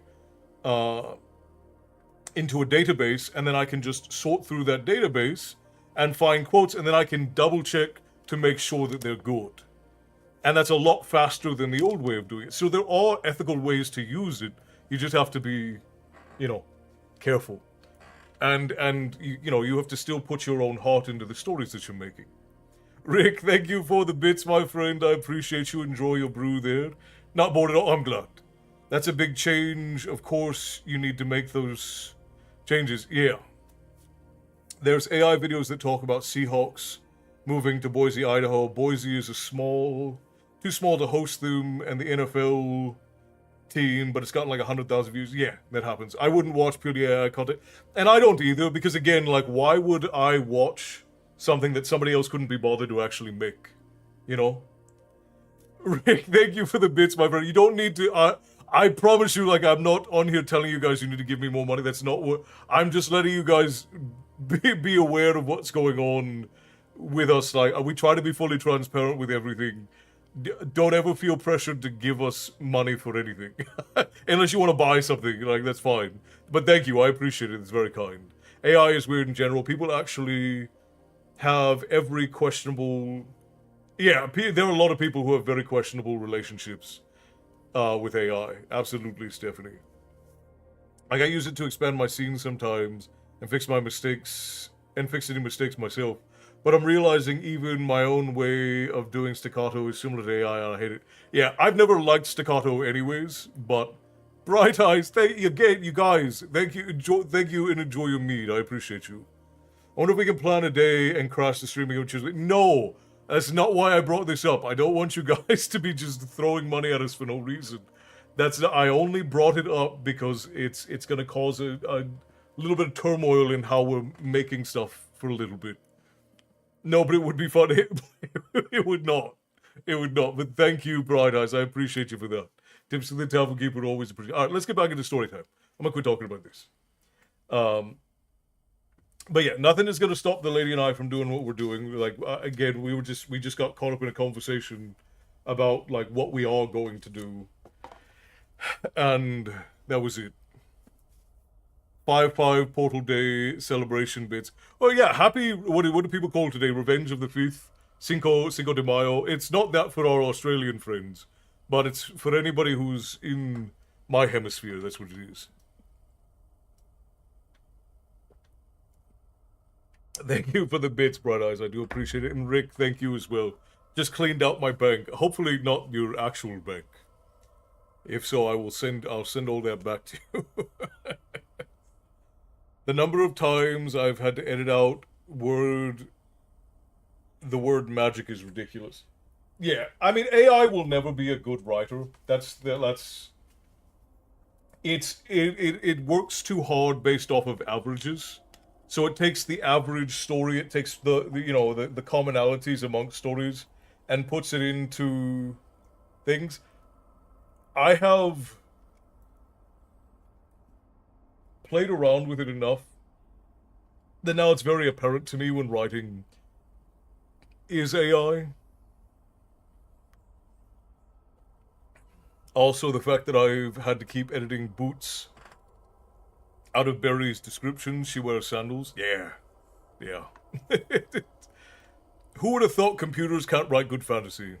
Oh, should I go to Twitch so we can crash? No, Stephanie, you don't need to go to Twitch to crash the live stream. You guys started a hype train, which is not necessary. Homie, if it was a shed or a garage you were having to build next door, I've got boards, they're yours. I had tips, I just dumped them out. I just have to... thank you, Rick. I appreciate it. You guys are... And this is the thing, like, we love you guys. You guys are very supportive of everything the lady and I do. And we don't ever want anybody to feel like you have to give anything for being here. When you can and when you want to, it's absolutely acceptable and we appreciate it. It's very generous. I don't ever want you guys to feel like you have to do that, though. When I have books, you guys can buy our books, and that'll be how you support us. But don't ever feel pressure to do it. Just show up and enjoy and chat with other tavern folk. Viva la Black Dragon. That's why I'm exclusively going to use the word wielding in place of magic. I don't even use aura. My universe's version of magic. Yeah, you gotta be very careful. Gotta be very careful with it, Matty. Okay, let's get back into it. We're on to saddle making, my friends. You know, I've been gone so long, we're probably gonna have to run ads here again in a second. But let's get this. Well, this is a short chapter. It's only 3 pages, so we can get through this one before we have to run ads again. I know. I feel the need to, because I just because the lady and I are having a little bit of struggles. Like, we chose to live like this. We chose to make the tavern what we do because we love it. And we knew when we decided that we were going to have struggles along the way. It's very hard to work in social media if you're not willing to, like, sell all kinds of merchandise and take sponsorships, because the bulk of most people's money comes from, like, courses and sponsorships and merchandise. And we just don't want to do that. That's it, because it's... If we are providing something for you all, we want it to be something of value. That's been what we decided from day one, and we knew we were going to have to make sacrifices to do that. Right, see, Milo, so you've already supported more than enough.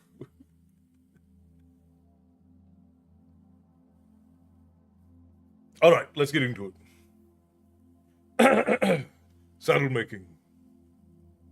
When Eragon's eyes opened, the memory of Garo's death crashed down on him. He pulled the blankets over his head and cried quietly under the warm darkness. It felt quite good to just lie there, to hide from the world outside. Eventually, the tears stopped. He cursed Braum. Then he reluctantly wiped his cheeks and got up. Braum was making breakfast. "Good morning," he said, and Eragon grunted in reply. He jammed his cold fingers into his armpits and crouched by the fire until food was ready. They ate quickly and trying to consume the food before it lost its warmth. When he finished, Eragon washed his bowl with snow, then spread the stolen leather on the ground.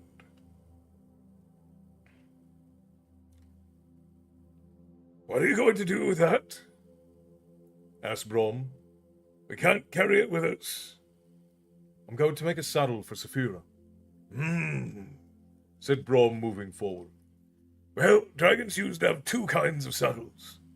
The first was hard and molded like a horse's saddle. But those take time and tools to make, neither of which we have. The other was thin and lightly padded, nothing more than an extra layer between the rider and dragon. Those saddles were used whenever speed and flexibility was important, though they weren't nearly as comfortable as the molded ones.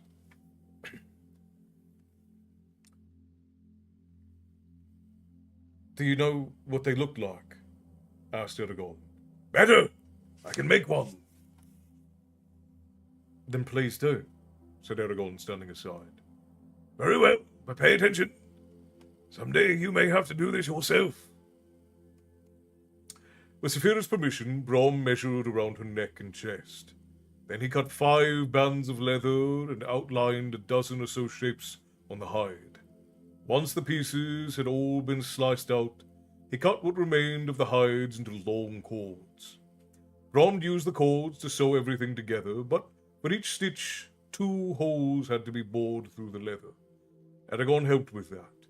Intricate knots were rigged in place of buckles, and every strap was made extra long so the saddle would still fit Saphira in the coming months. The main part of the saddle was assembled from 3 identical sections sewn together with padding between them. Attached from the front was a thick loop that would fit snugly around Saphira's neck spikes, while wide bands were sewn on either side that would wrap around her belly and tie underneath. Taking the place of stirrups were a series of loops running down both bands. Tightened, they would hold Eragon's legs in place. A long strap was constructed to pass between Saphira's front legs, split in 2, and then come up behind her front legs to rejoin with the saddle. While Brom worked, Eragon repaired his pack and organized their supplies. The day was spent by the time their tasks were completed. Weary from his labor, Brom put the saddle on Saphira and checked to see that the straps fit. He made a few small adjustments, then took it off satisfied. "You did a good job," Eragon acknowledged grudgingly. Brom inclined his head. "One tries his best. It should serve you well. The leather is sturdy enough." "Aren't you going to try it out?" asked Saphira. "Maybe tomorrow," said Eragon, storing the saddle with his blankets. "It's too late now." In truth, he was not eager to fly again, not after the disastrous outcome of his last attempt. Dinner was made quickly. It tasted good, even though it was simple. While they ate, Brom looked over the fire at Eragon and asked, "Will we leave tomorrow?" "There isn't any reason to stay." "I suppose not," he shifted. "Eragon, I must apologize about how events have turned out. I never wished for any of this to happen. Your family did not deserve such a tragedy. If there were anything I could do to deserve it, I would. Reverse it, I would. This is a terrible situation for all of us." Eragon sat in silence, avoiding Brom's gaze, and then Brom said, "We're going to need horses." "Maybe you do, but I have Saphira." Brom shook his head. "There isn't a horse alive that can outrun a flying dragon. And Saphira is too young to carry us both. Besides, it'll be safer if we stay together. And riding is faster than walking." "But that will make it harder to catch the Razak," protested Eragon. "On Saphira, I could probably find them within a day or 2. On horses, it'll take much longer, if it's even possible to overtake their lead on the ground." Brom said slowly, "That's a chance you'll have to take, if I'm to accompany you." Eragon thought it over. "All right," he grumbled. "We'll get horses. But you have to buy them. I don't have any money. And I don't want to steal again. It's wrong." "That depends on your point of view," corrected Brom with a slight smile. "But before you set out on this adventure, remember that your enemies, the Razak, are the king's servants. They will be protected wherever they go. Laws do not stop them. In cities, they'll have access to abundant resources, willing servants. But also keep in mind that nothing is more important to Galbatorix than recruiting or killing you. Though words of your existence probably hasn't reached him yet, the longer you evade the Razak, the more desperate he'll become. He'll know that every day you'll be growing stronger, and that each passing moment will give you another chance to join his enemies. You must be very careful, as you may easily turn from hunter into the hunted." Eragon was subdued by the strong words. Pensive, he rolled a twig between his fingers. Enough talk, said Brom. It's late. My bones ache. We can say more tomorrow. Eragon nodded and banked the fire. Almost 1 a.m. here. Oh, it's getting late. You should go to bed, Stephanie. I appreciate you all for being here still this late. Oh.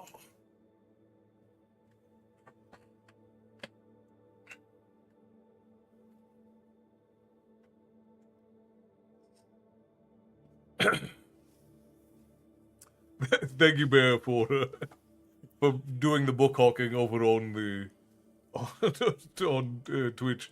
Appreciate you, my friend. Okay, we're gonna do one more chapter tonight, still, my friends, but we're gonna run ads real quick for our friends over on Twitch. It'll be 3 minutes. I'm not gonna get up. We're gonna run them, and then three minutes, and we will be right back to the next chapter. The next chapter is called Therinsford. And this will be our final chapter for the night. It will be about 18 pages, it looks like, maybe? No, I'm sorry, I went too far ahead. The next chapter will be 12 pages. So, we're going to go ahead and run those right now, and then we'll get back into it. Something that's interesting that I realized whilst I'm reading this, because obviously, Pellini took a lot of inspiration from Tolkien. Like, there's a lot of very clear and obvious inspiration from Tolkien in here, and there's also, he took a lot of inspiration from German folklore, which is really interesting. German and like Old English folklore, which again is very Tolkienian. What I miss work called. That's alright, Tyler. We did one quick chapter. It was a short conversation between Eragon and Brom, and now we're running ads over for our Twitch friends, and then we're gonna be right back in. Took longer for dinner, but it was worth it. I'm eating now while listening. Alright, Tyson, enjoy your dinner, mate. I appreciate you. Ladybug, hello, welcome in. Thank you kindly for the likes.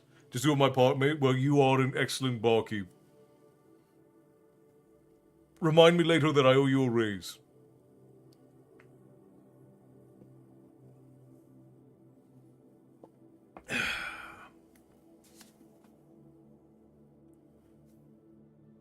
Like, one of probably the more obvious bits was this part with the smoke, where they're sitting around the fire, and he is blowing smoke rings, and they're moving all about.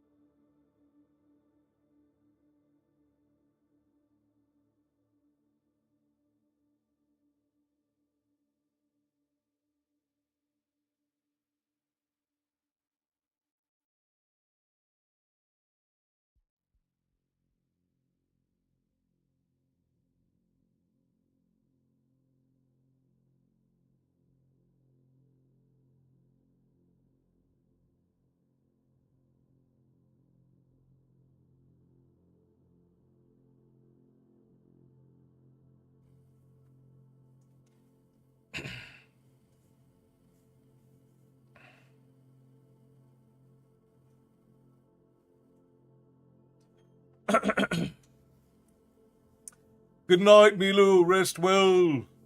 I will see you on Thursday. Hopefully we don't have any internet problems on Thursday. If there's no internet problems on Thursday, I will be on time on Thursday. We'll probably be on between like 4:30 and 5:30 Thursday. The raise is 1 extra stout per night. Yeah.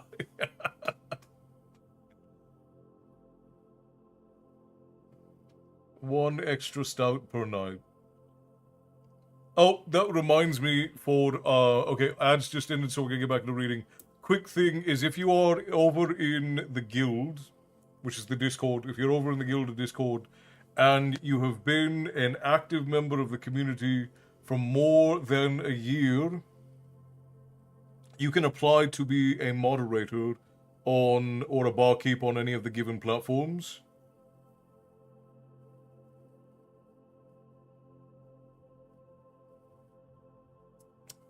Rick, where are you out of, Rick?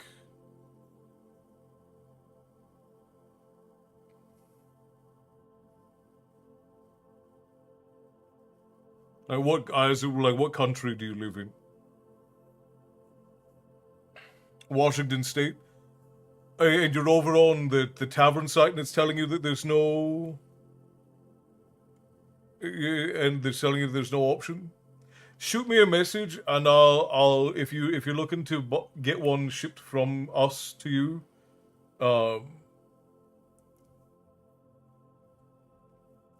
then I'll get it sorted either tonight or tomorrow. Because there might be a problem with the site. I'll have to go and check.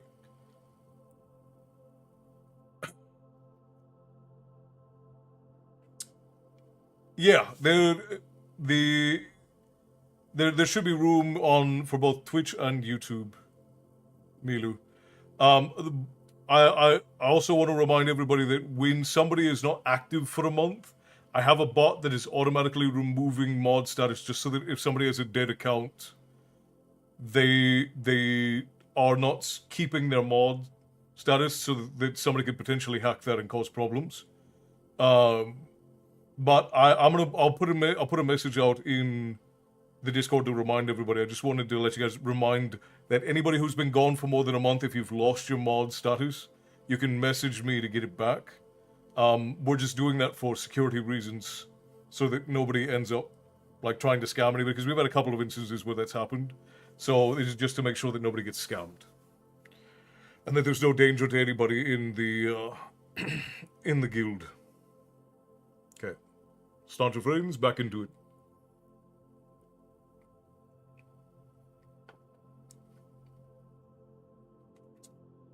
Yeah, if Matty's alive, there's no way that he's being quiet for a month. All right, Chapter 15, Theron's Ford. Dawn was grey and overcast with a cutting wind. The forest was quiet. After a light breakfast, Brom and Eragon doused the fire and shouldered their packs. Preparing to leave, Eragon hung his bow and quiver on the side of his pack, but he could easily reach them. Saphira wore the saddle. She would have to carry it until they got horses. Eragon carefully tied the Zarak onto his back, too. He did not want the extra weight. Onto her back, too. He did not want the extra weight, and besides, in his hands, a sword would be no better than a club. Eragon had felt safe inside the bramble, but outside, wariness crept into his movements. Saphira took off and circled overhead. The trees thinned as they returned to the farm. I will see this place again, Eragon insisted to himself, looking at the ruined buildings. This cannot, will not, be a permanent exile. Someday, when it's safe, I'll return. Throwing back his shoulders, he faced south, and the strange barbaric lands that lay there. As they walked, Saphira veered west towards the mountains and out of sight. Eragon felt uncomfortable as he watched her go. Even now, with no one around, they could not spend their days together. She had to stay hidden in case they met a fellow traveler. The Razak's footprints were faint in the eroding snow, but Eragon was unconcerned. It was unlikely that they had forsaken the road, which was the easiest way out of the valley for the wilderness. Once outside the valley, however, the road divided in several places. It would be difficult to ascertain which branch the Razak had taken. They traveled in silence, concentrating on speed. Eragon's legs continued to bleed where the scabs had cracked. To take his mind off the discomfort, he asked, "So what exactly can dragons do?" You said before that you knew something of their abilities. What the hell is this music? Hang on a second. That's very odd.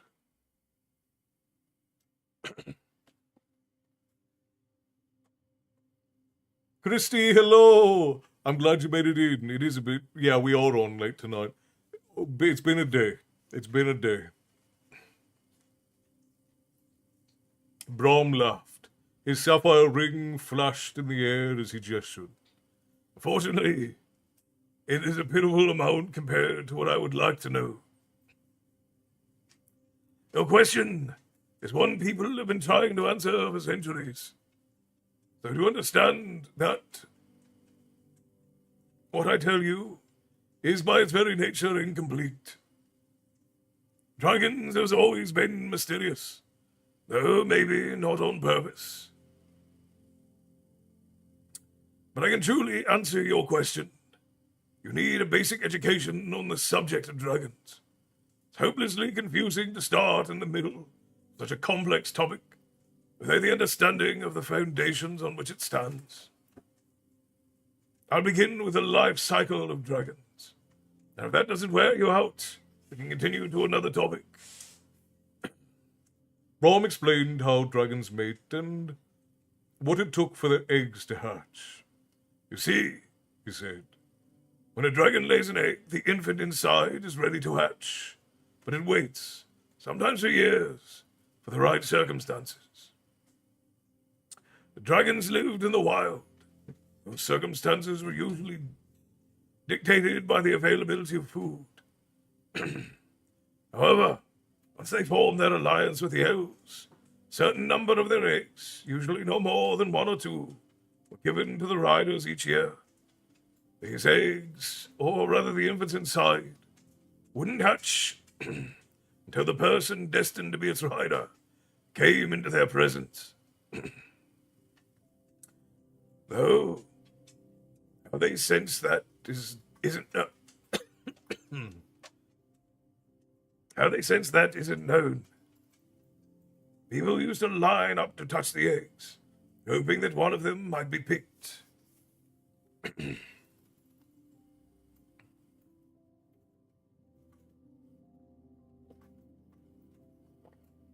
Yeah, we would, Matty.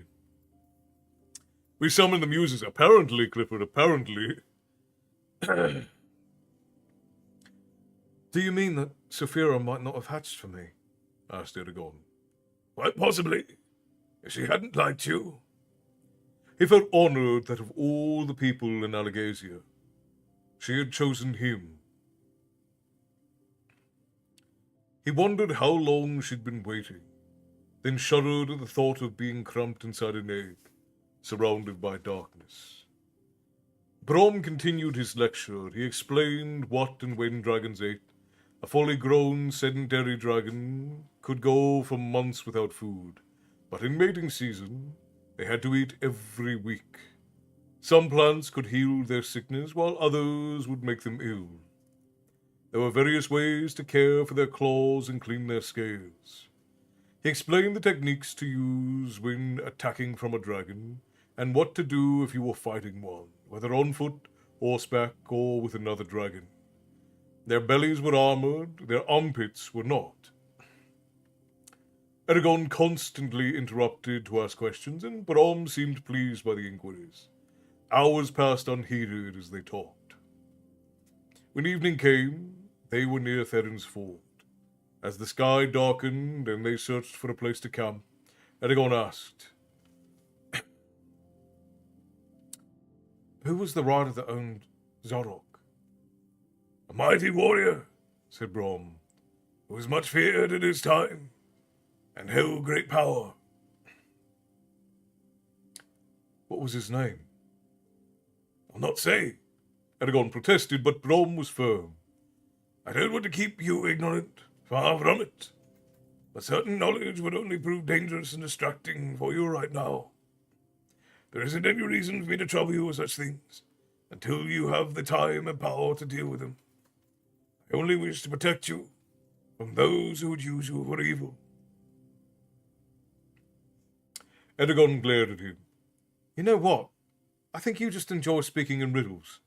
I've half a mind to leave you, so I don't have to be bothered with them. If you're going to say something, then say it, instead of dancing around in the place of vague phrases. Peace. All will be told in time, Brom said gently.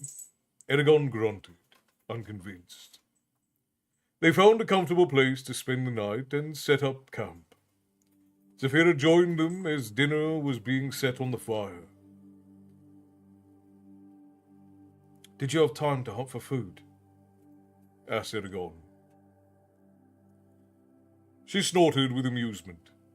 The two of you were any slower. I would have time to fly across the sea and back without falling behind. You don't have to be insulting. Besides, we'll go faster once we have horses. She let out a puff of smoke. Maybe, but will it be enough to catch the Razak? They will lead us several days and many leagues, and I'm afraid they may suspect we're following them.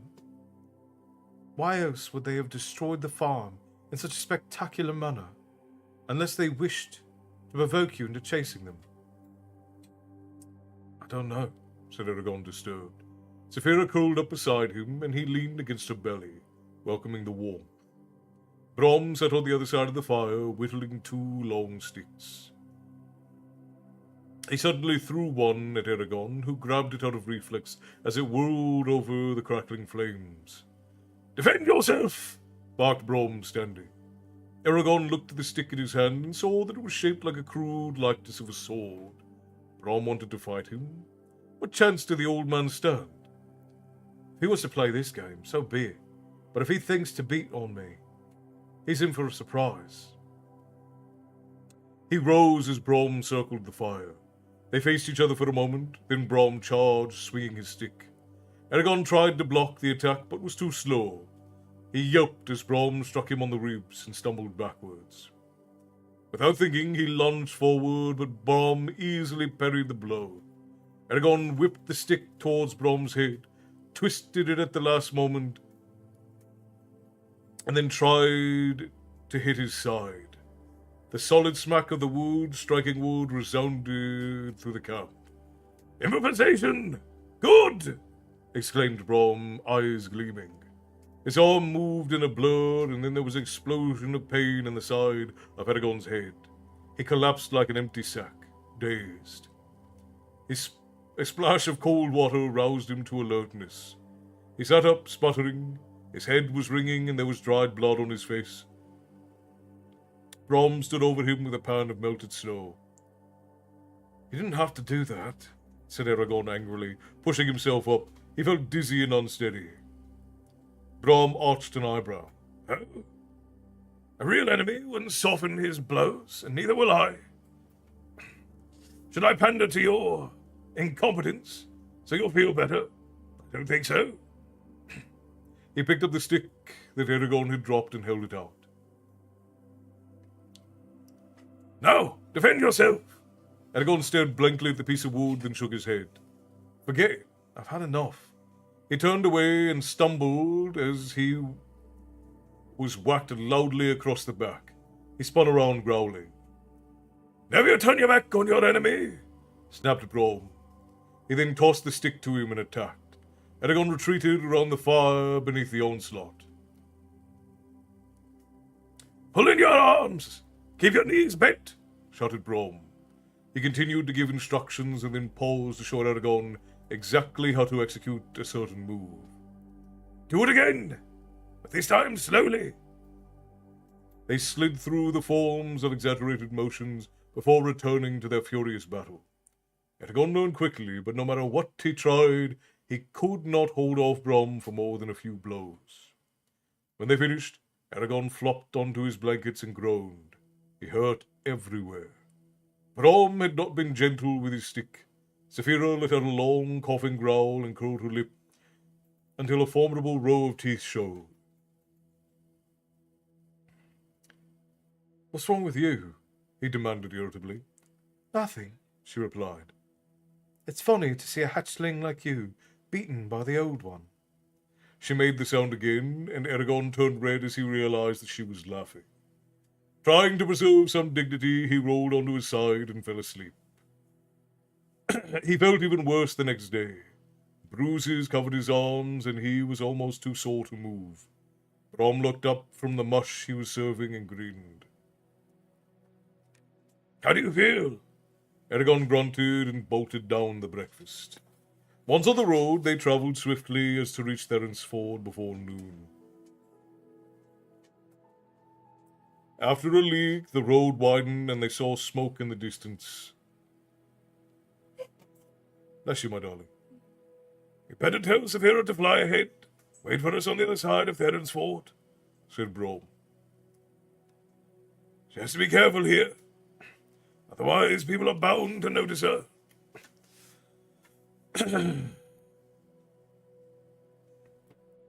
Why don't you just tell her yourself? Challenged Eragon. It's considered bad manners to interfere with another's dragon. You didn't have a problem with it when we were in Carverhall. Brom's lips twitched into a smile. I did what I had to. Eragon eyed him darkly, then relayed the instructions. Saphira warned, "Be careful. The Empire's servants could be hiding anywhere." As the ruts of the road deepened, Eragon noticed more footprints. Farms signalled their approach to Theron's Ford. The village was larger than Carverhall, but it had been constructed haphazardly, the houses aligned in no particular order. "What a mess," said Eragon. He could not see Dempton's Mill, Boulder and Albrecht have surely fetched Rowan by now. Either way, Eragon had no wish to face his cousin. It's ugly, if nothing else. The Enora River flowed between them and the town, spanned by a stout bridge as they approached it. A greasy man stepped from behind a bush and barred their way. His shirt was too short and his dirty stomach spilled over a rope belt. Behind his cracked lips, his teeth looked like crumbling tombstones. "You can stop right there. This is my bridge. You gotta pay to get over it." How much? Asked Brom in a resigned voice. He pulled out his pouch, and the bridge-keeper brightened. 5 crowns, he said, pulling his lips into a broad smile. Eragon's temper flared at the exorbitant price, and he started to complain hotly. But Brom silenced him with a quick look. The coins were wordlessly handed over, and the man put them into a sack hanging from his belt. "Thank ye much," he said in a mocking tone, and stood out of the way. Brom stepped forward, stumbled, and caught the bridge-keeper's arm for support. "What your step?" snarled the grimy man, sidling away. "Sorry," apologized Brom, and they continued over the bridge with Eragon. "Why didn't you haggle? He skinned you alive," exclaimed Eragon when they were out of earshot. "Probably doesn't even own the bridge.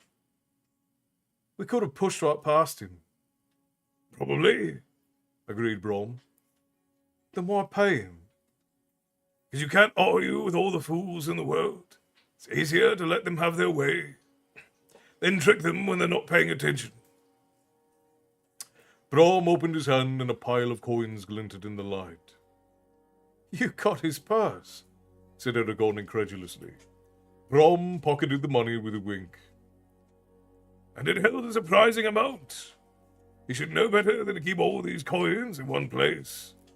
There was a sudden howl of anguish on the other side of the river. "I'd say our friend has discovered his loss. If you see any watchmen, tell me." He grabbed the shoulder of the young boy running between the houses and asked, "Do you know where we can buy horses?"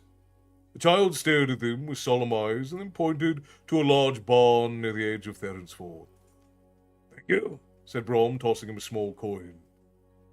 The barn's large double doors were open, revealing 2 long rows of stalls. The far wall was covered in saddles, harnesses, and other paraphernalia. A man with muscular arms stood at the end, brushing a white stallion. He raised a hand and beckoned for them to come over. As they approached, Brom said, That's a beautiful animal. Yes, indeed. His name is Snowfire. Mine's Habarth. Habarth offered a rough palm and shook hands vigorously with Eragon and Brom. There was a polite pause as he waited for their names in return, and when they were not forthcoming, he asked, Can I help you? Brom nodded. We need 2 horses and a full set of tack for both. The horses have to be fast and tough. We're doing a lot of travelling. Habarth was thoughtful for a moment. I don't have many animals like that, and the ones I do aren't cheap. The stallion moved restlessly. He combed it with a few strokes from his finger. Price is no object. I'll take the best you have, said Brom. Habarth nodded and silently tied the stallion to a stall. He went to the wall and started pulling down saddles and other items, soon 2 identical piles. Next, he walked up the line of stalls and brought out 2 horses. One was a light bay and the other was a roan. The bay tugged against his rope.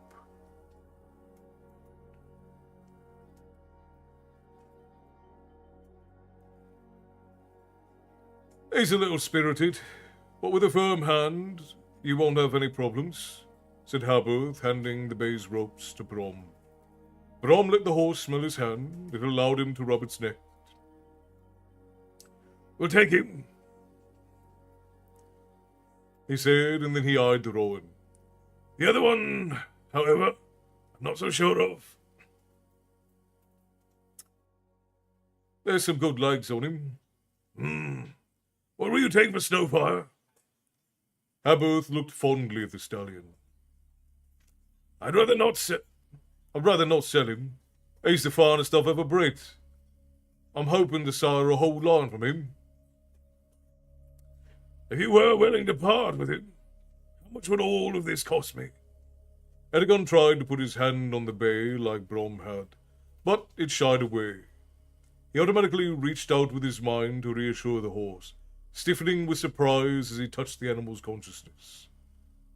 The contact was not clear or sharp like it was with Saphira, but he could communicate with the bay to a limited degree. Tentatively, he made it understand that he was afraid. The horse calmed and looked at him with liquid brown eyes. Habarth used his finger to add up the price of the purchase. 200 crowns, no less, he said with a smile, clearly confident no one would pay that much. Brom silently opened his pouch and counted out the money. Will this do? He asked. There was a long silence as Habarth glanced between Snowfire and the coins, a sigh, and then, He's yours, though I go against my heart. I will treat him as though he's been sired by Gildan Tor, the greatest steed of legend, said Brom. Your words gladden me, answered Habarth, bowing his head slightly. He helped them saddle the horses, and when they were ready to leave, he said, Farewell, then, and for the sake of Snowfire, I hope the misfortune does not befall you. Oh, do not fear. I will guard him well, promised Brom as they departed. Here, he said, handing Snowfire's reins to Eragon. Go to the far side of Theron's Ford and wait there. My, asked Eragon, but Brom had already slipped away. Annoyed, he exited Theron's Ford with the 2 horses and stationed himself beside the road. To the south he saw the hazy outline of Utgard, sitting like a giant monolith at the end of the valley. Its peak pierced the clouds and rose out of sight, towering over the lesser mountains that surrounded it. Its dark, ominous look made Eragon's scalp tingle. Brom returned shortly and gestured for Eragon to follow. They walked until Theron's Ford was hidden by trees. Then Brom said, Razak, definitely passed this way. Apparently they stopped here to pick up horses as we did. I was able to find a man who saw them. He described them with many shudders and said that they galloped out of Theron Ford like demons fleeing a holy man. They left quite an impression, Quiet. Eragon patted the horses. When we were in the barn, I touched that bay's mind by accident. I didn't know it was possible to do that. Usually, it's unusual for one as young as you to have the ability. Most rhinos had to train for years before they were strong enough to contact anything other than their dragon. His face was thoughtful as he inspected Snowfire. Then he said, Take everything from your pack, put it into the saddlebags, and tie the pack on top. Eragon did so while Brom mounted Snowfire. Eragon gazed doubtfully at the bay. It was so much smaller than Saphira that for an absurd moment he wondered if it could bear his weight. With a sigh, he awkwardly got into the saddle. He had only ridden horses bareback and never for any distance.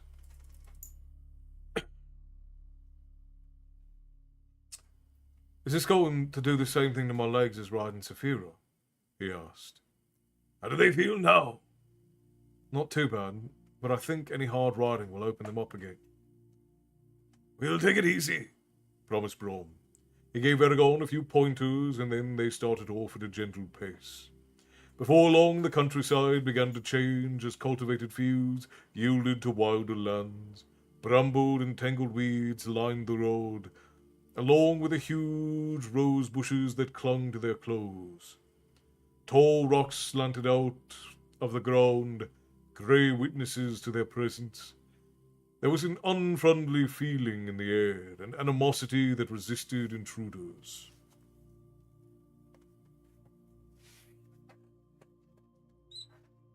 Oh, I usually catch the ends of Storytimes lately. My new job is mid-shift.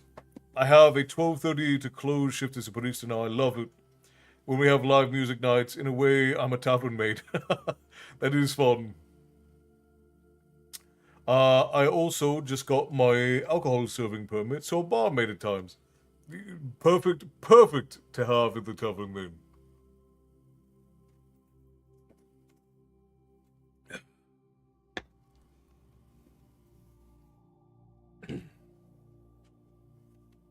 Okay, where were we?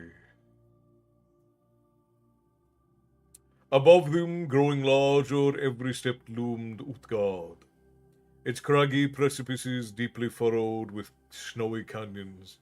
The black rock of the mountain absorbed light like a sponge and dimmed the surrounding area between Utgard and the line of the mountains that formed the east side of the Palancar Valley.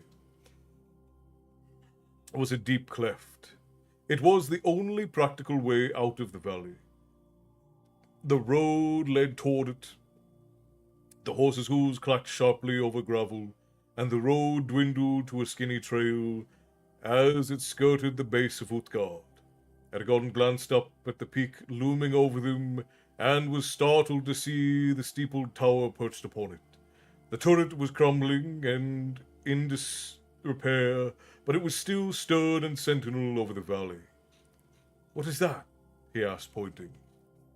Jazz, hello. Thank you for 70 months supporting the tavern. You're an absolute legend. Thank you so much. I don't know what was your tavern fare. Should be Mead of the Morning Star. Please do enjoy. It's always lovely to see you. Songbird, thank you for the follow, and thank you for the heartbeat. Tips to the Tavern Keeper are always welcome. It's been a while since we've seen you. I didn't realize that you had to start a new account. Welcome in.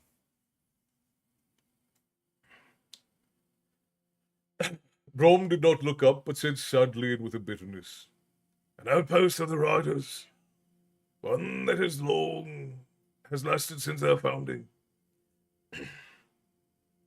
That was where Varail took refuge, and there, through treachery, he was found and defeated by Kalbatorix. When Freya fell, this area was tainted. Edoxil, unconquerable, was the name of this bastion. The mountains were so steep, none may reach the top unless they can fly. After Varail's death, the commoners called it Utgard, but it has another name, Ristvakbane, the place of sorrow.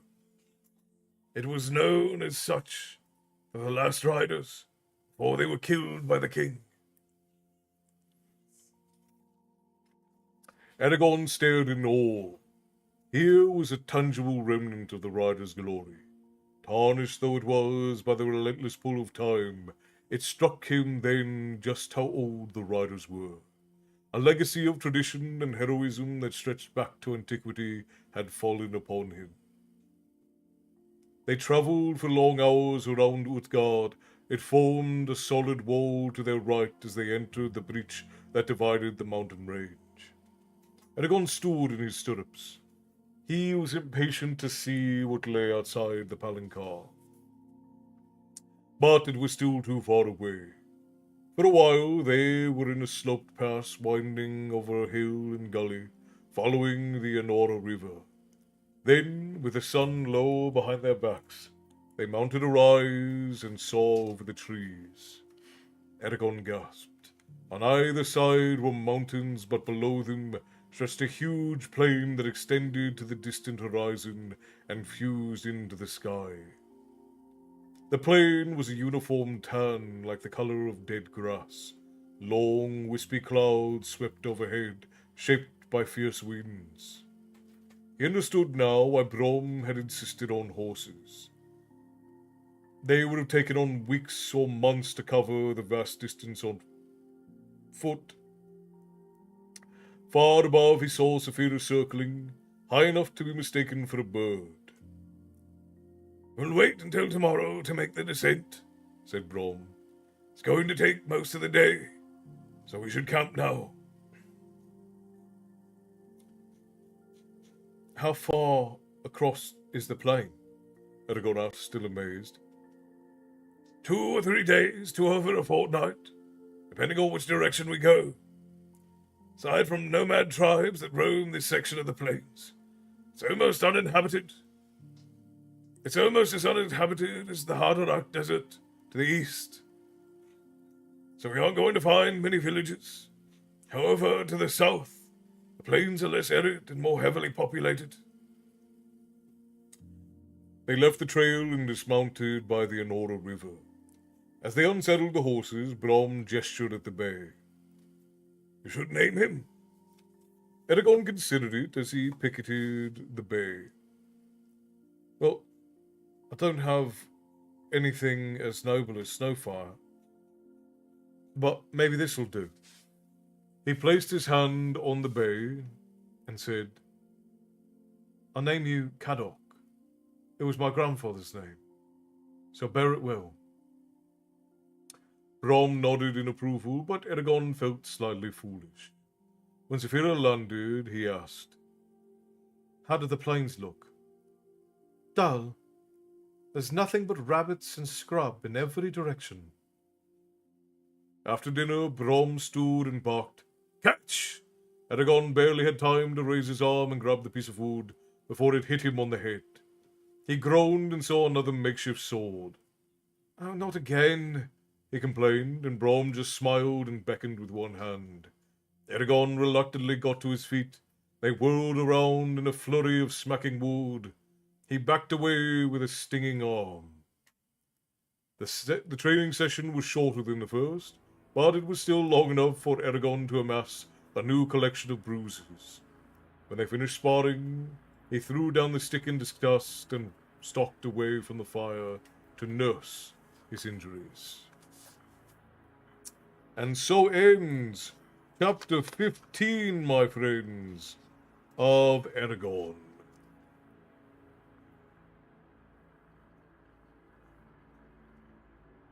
Soothing drones, not really soothing. Interstellar, thank you kindly for the follow. You have marked the tavern on your map. You should be able to find your way back next time you seek a story. Castle, I just found a video I nearly died laughing at. Well, don't do that. Let's see, how much longer do we have? We got 25 minutes. Let's see, this next chapter is not terribly long. I might be able to give you guys an extra, so let's see, 23 to 28. So it's about 5 pages. And I'm starting to see why I'm more proud of book 2 than book 1. It's structured better. Well, that's how most folk feel. As you learn to write, you're going to like the things you write better. If you're not self-involved, right? Susan, thank you for the heart, me. I appreciate you for that. Tips to the tavern keeper always appreciated. I glad to make it in before the end, and it's always lovely to see you, Jazz. So happy to be back with you, Castle, and it's wonderful to have you back, Songbird. Wonderful to have you back. You guys want to do one more chapter? I can probably squeeze it in before they make us run ads over on Twitch again.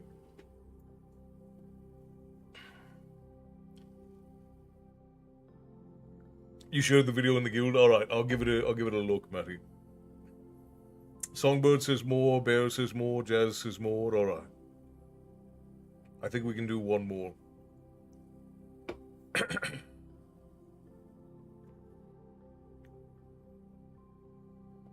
It is so late. It's very late indeed. Clifford says more? Alright, alright. You guys can get one more out of me. One more and then a few songs. I can probably... all of this Braum, I shouldn't have given Braum such a gravelly voice. Because Braum now wears my throat out. So we'll do 2 songs after we're done with this chapter. Yeah, Songbird is a long-time tavern patron over on the TikTok portal. Alright, let's just get right back into it, friends. Here we go. Thunder roar and lightning crackle. The next morning, Eragon avoided bringing to mind any of the recent events. They were too painful for him to consider. Instead, he focused his energies on figuring out how to find and kill the Razak. Do it with my bow, he decided, imagining how the cloaked figures would look with arrows sticking out of them. He had difficulty even standing up, his muscles cramped and with the slightest movement, and one of his fingers was hot and swollen. When they were ready to leave, he mounted Kadok and said acidly, "If this keeps up, you're going to batter me to pieces." I wouldn't push you so hard if I didn't think you were strong enough. For once, I wouldn't mind being thought less of, muttered Eragon. Kadok pranced nervously as Saphira approached. Saphira eyed the horse with something like disgust and said,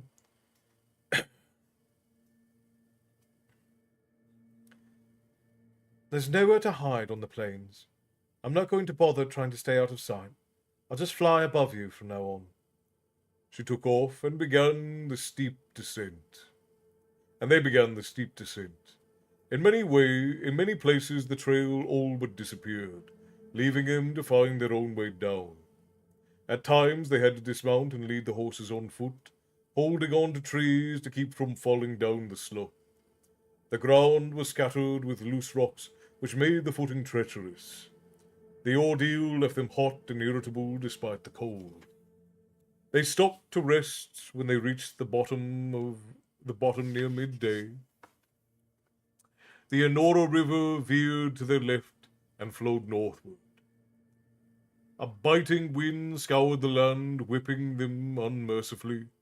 The soil was parched and the dirt flew into their eyes. It unnerved Eragon how flat everything was. The plains were unbroken by hummocks or mounds. He had lived his entire life surrounded by mountains and hills. Without them he felt exposed and vulnerable, like a mouse under an eagle's keen eye. The trail split in 3 at once as they reached the plains. The first branch to the north, toward Kyornon, which one of the greatest northern cities. The second led straight across the plains, and the last one went south. They examined all 3 for traces of the Razak and eventually found their tracks, heading directly into the grasslands. Seems they've gone to Yazuak, said Braum with a perplexed air. Where is that? Due east, and 4 days away. All goes well. It's a small village situated by the Nino River. He gestured at the Anora, which streamed away from them to the north. Our only water supply is here. We'll have to replenish our water skins before attempting to cross the plains. There isn't another pool or stream between here and Yazuak. The excitement of the hunt began to rise within Eragon. In a few days, maybe less than a week, he would use his arrows to avenge Garo's death.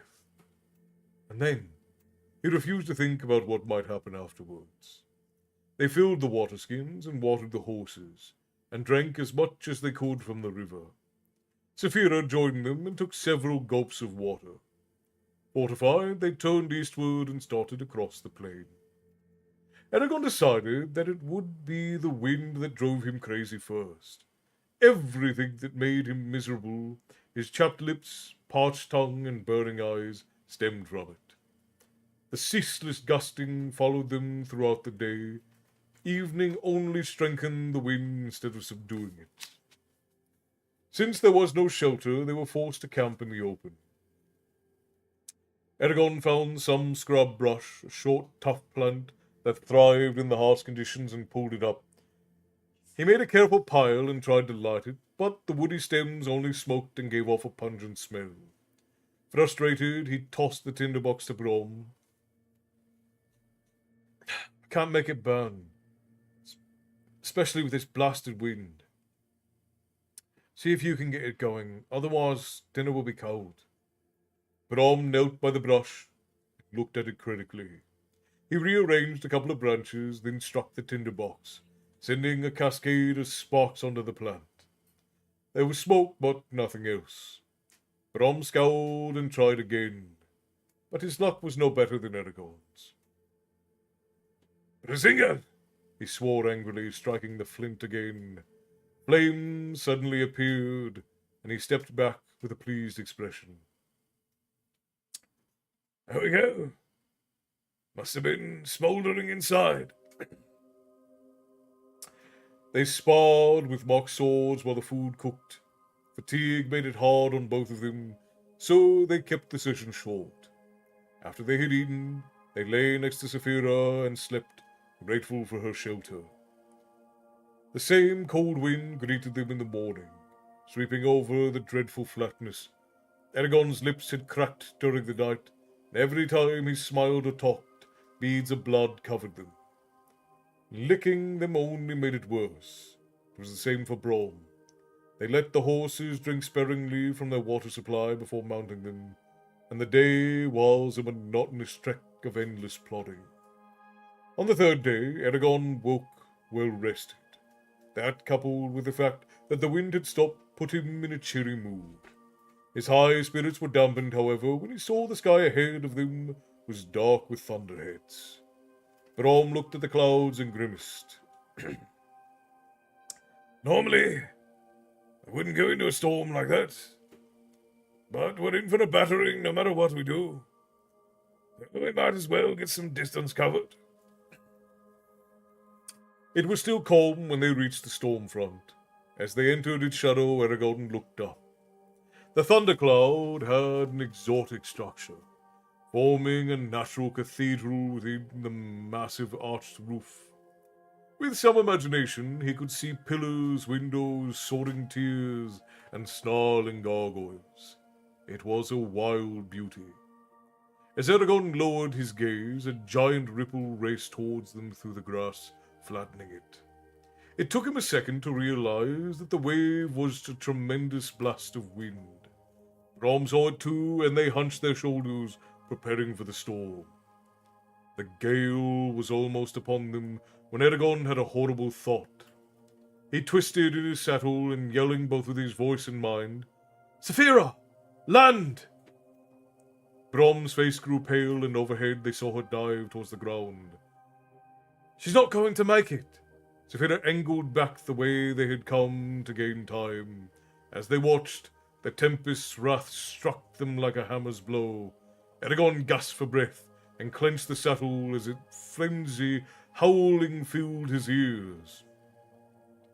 Caddock swayed and dug his hooves into the ground, mane snapping in the air.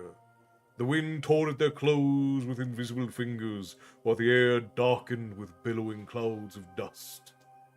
Eragon squinted, searching for Saphira. He saw her land heavily and then crouch. Clenching the ground with her talons, the wind reached her just as she started to fold her wings, and with an angry yank it unfurled them and dragged her into the air. For a moment she hung there, suspended by the storm's force. Then it slammed her down on her back.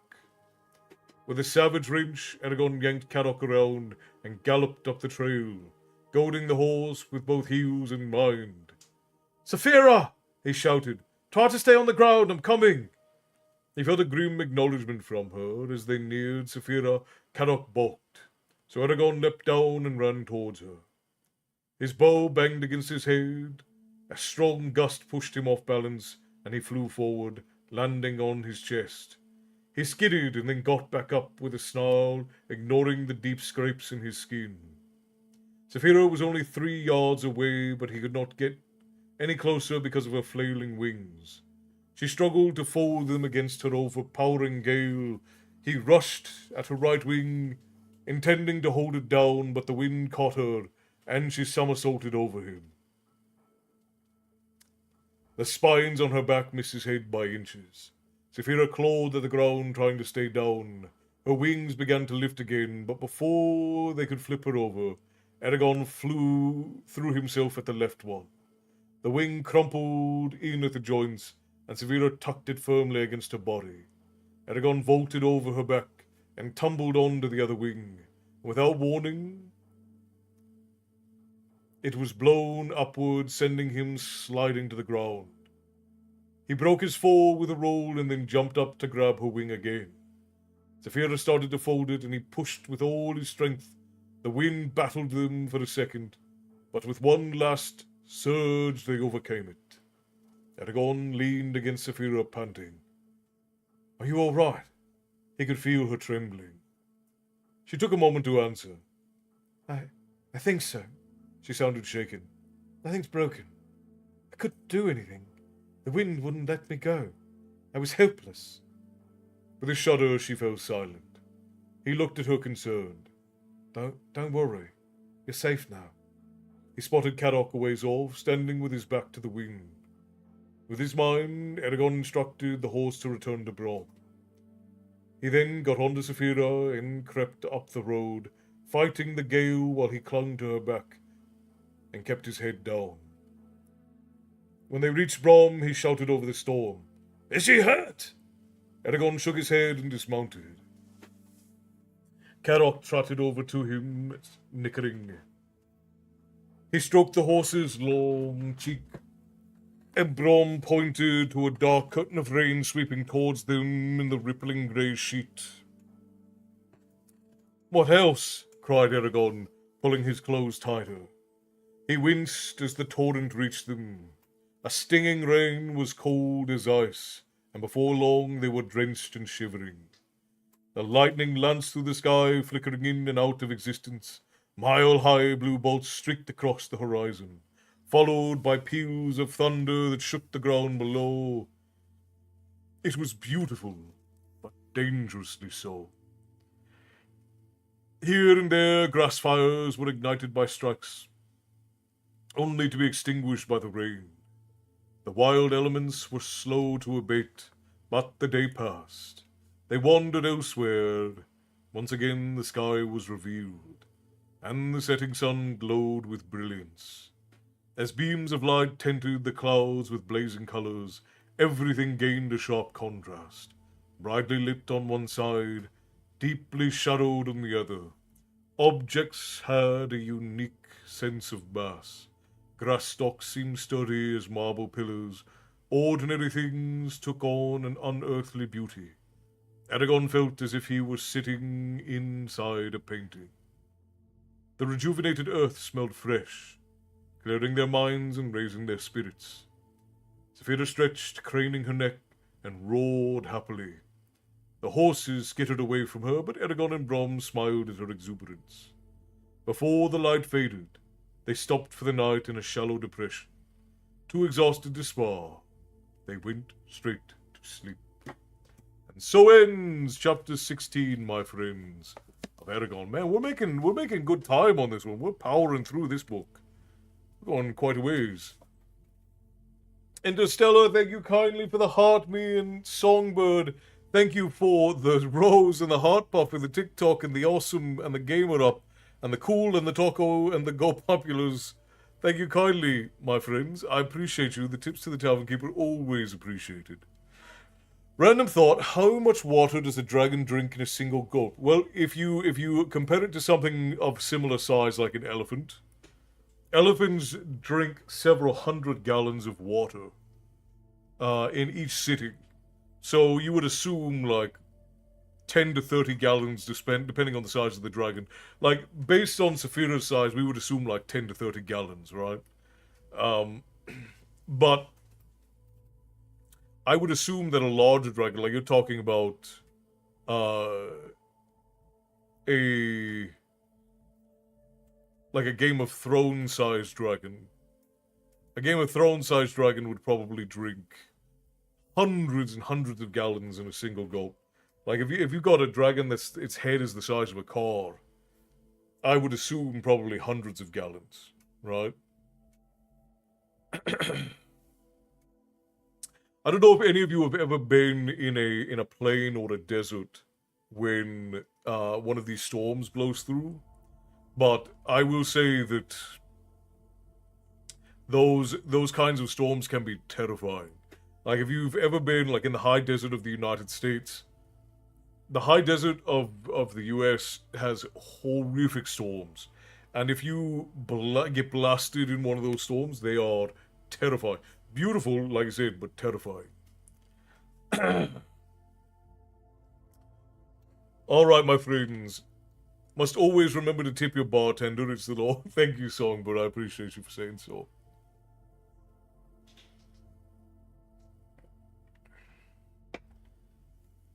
There's a dragon in Barry's second story that's 50 feet tall. Now, 50 feet long, like 50 feet from tail to head, or 50 feet from ground to head, Matty?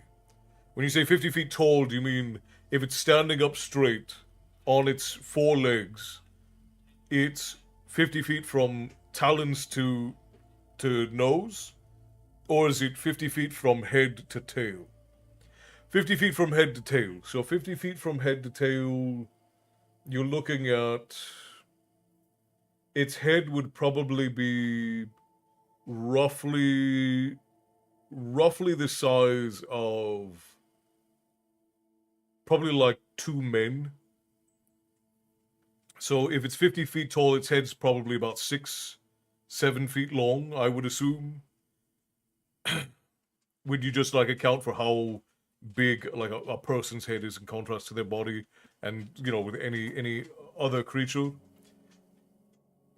So it would 6 feet. You'd probably be looking at like 50-60 gallons in a single gulp from something that big.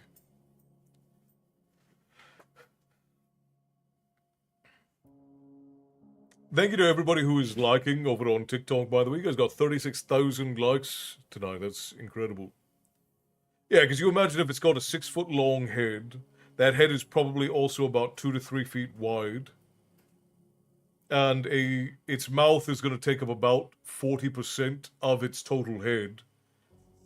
So that mouth is at 20 to 40% of its head. The mouth would then end up being obviously a little bit less than somewhere between 2 and 3 feet wide. And then the length of it would be about 2 feet. So a bucket that is 2 feet by 2 feet, and then probably another foot. Yeah, that's probably about anywhere from 20 to 30 gallons of water. I wasn't expecting my thought to spark waffles. It's an interesting question, right? Like you don't really think about these things until somebody brings it up, and then now we have to talk about it, right? There's also a 30-foot long basilisk in the same chapter. Big old beasties. All right. let's get some songs. Well, I think I got enough in me for 2 songs. So let's get 2 songs under our belt. Good night, Castle, in the Storytime tour. Good night, Songbird. Rest well. And to anybody who's heading out, we are going to be ending up here. We're going to do 1 or 2 songs, and then we will be finished up for the night. So, what song do we want to have to finish off our evening?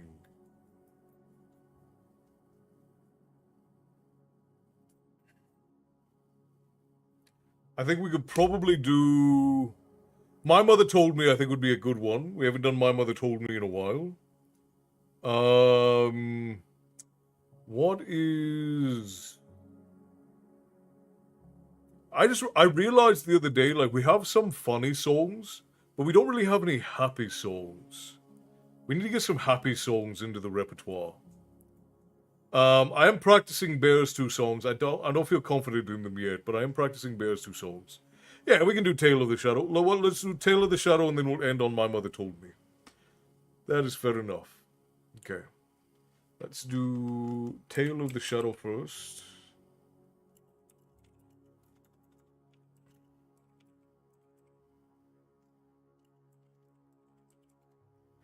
And then we'll do My Mother Told Me.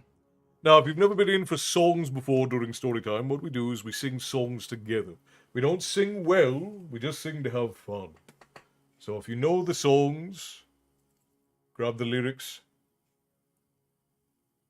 and join us, my friends. Okay. I set upon the sea to search for sand... Hang on. Tongue twisted there for a second. I set upon the sea to search for phantom sails from tales me mum told me. A ghostly galleon filled with gold she sails alone. No crew nor captain's guiding hand can tame the one the sailors call the Shadow. Sun and horizon met. I weighed the anchor, hoisted sails, my course was set. My cutthroat crew conspiring with the stars a guide. They point the way through perils fraught to lead us to the one they call the Shadow. No one can tame the one the sailors call the Shadow. Lean left, hard right, hold tightly to her helm, she'll try to drown you just for spite. Heave ho, till first light, she'll give a fight to all who try to claim the Shadow. None can tame the one the sailors call the Shadow. A mighty tempest grew, the banshee cried, "Turn back," but our resolve was true. We pointed bow ahead and shouted, "We'll break through. The jaws of hell can't hold us back. There's nothing that can keep us from the Shadow." The winds blew stronger still. The ocean raged against us, tried to break our will. The sirens in the water thirsty for the kill. Our vessel reeling to and fro, to bear us to the one they call the Shadow. None can keep us from the one they call the Shadow. Lean left, hard right, hold tightly to her helm, she'll try to drown you just for spite. Heave ho, till first light, she'll give a fight to all who try to claim the Shadow. None can tame the one the sailors call the Shadow. As thunder split the sky, the lightning drew a shape beyond the tempest's eye. A chill ran through me spine as legend came alive. Avast, I cried, all hands, as we prepared to take the one they call the Shadow. As we approached her shell, the skies went silent, seas went calm, as if by spell. No signs of fight or flight were in her, all was well. Until I tried to take her helm. Her rigging came alive, she hung me crew before me eyes. She stole my sight and cursed me captain of the shadow. She took my eyes and cursed me captain of the shadow. Lean left, hard right. Steer clear of her, I fear she'll try to eat your soul, she'll take your life. Heave ho, till first light. She'll claim the souls of all who try to claim the shadow. None can tame the one the sailors call the shadow. None can tame the one the sailors call the shadow. Thank you for the song, my friends. Absolutely lovely. And we're going to end on My Mother Told Me.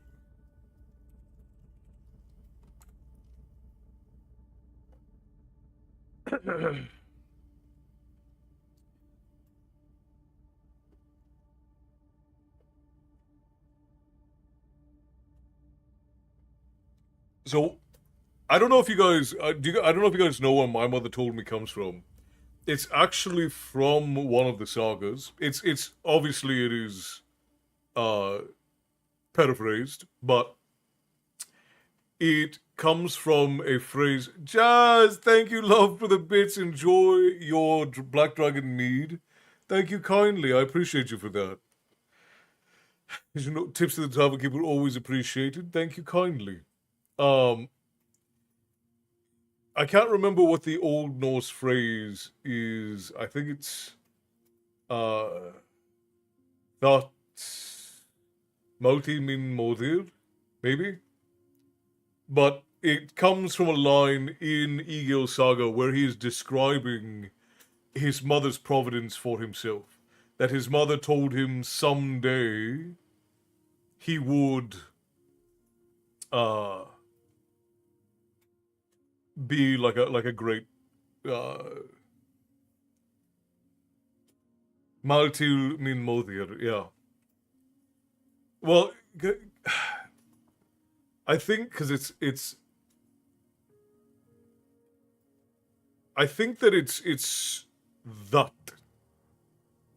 So I think it's that Melti min modir.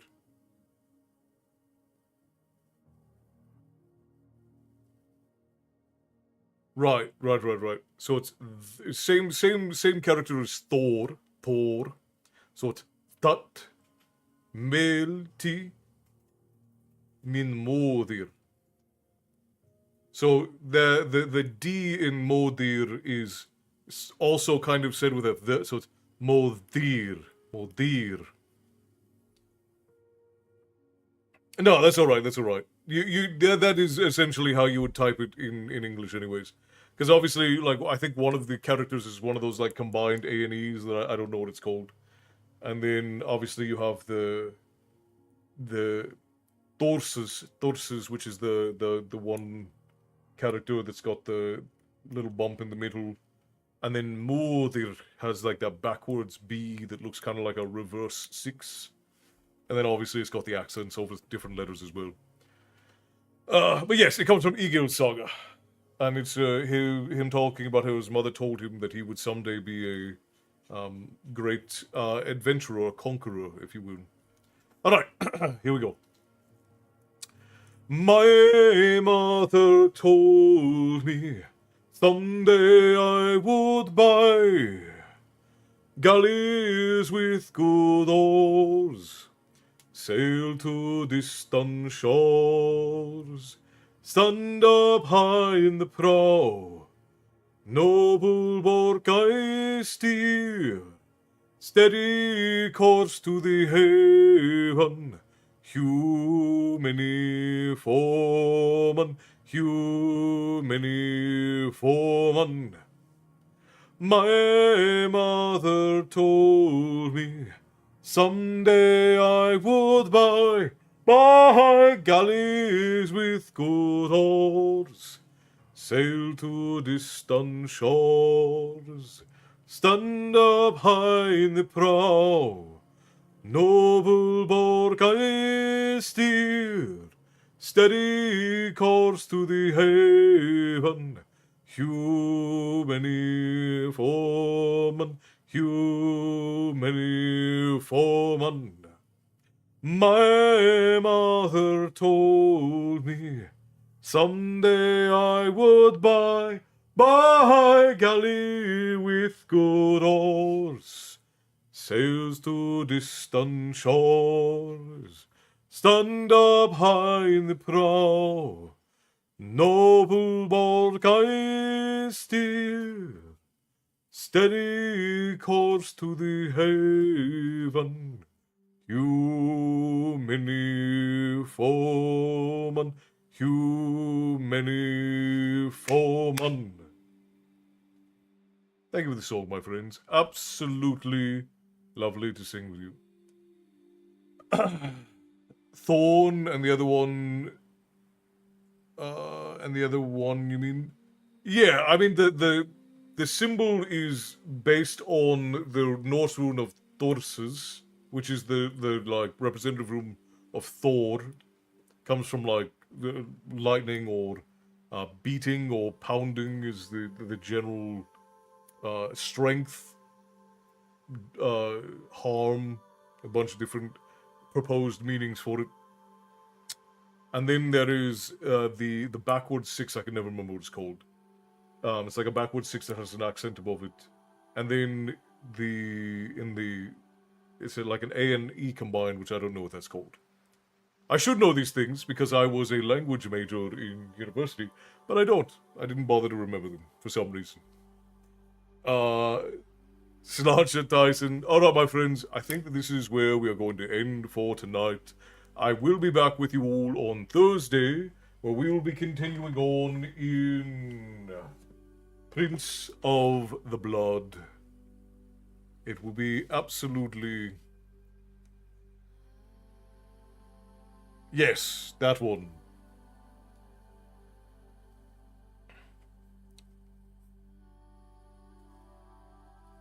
Is it strictly Icelandic or is it Old Norse, Matty? Called Íðr.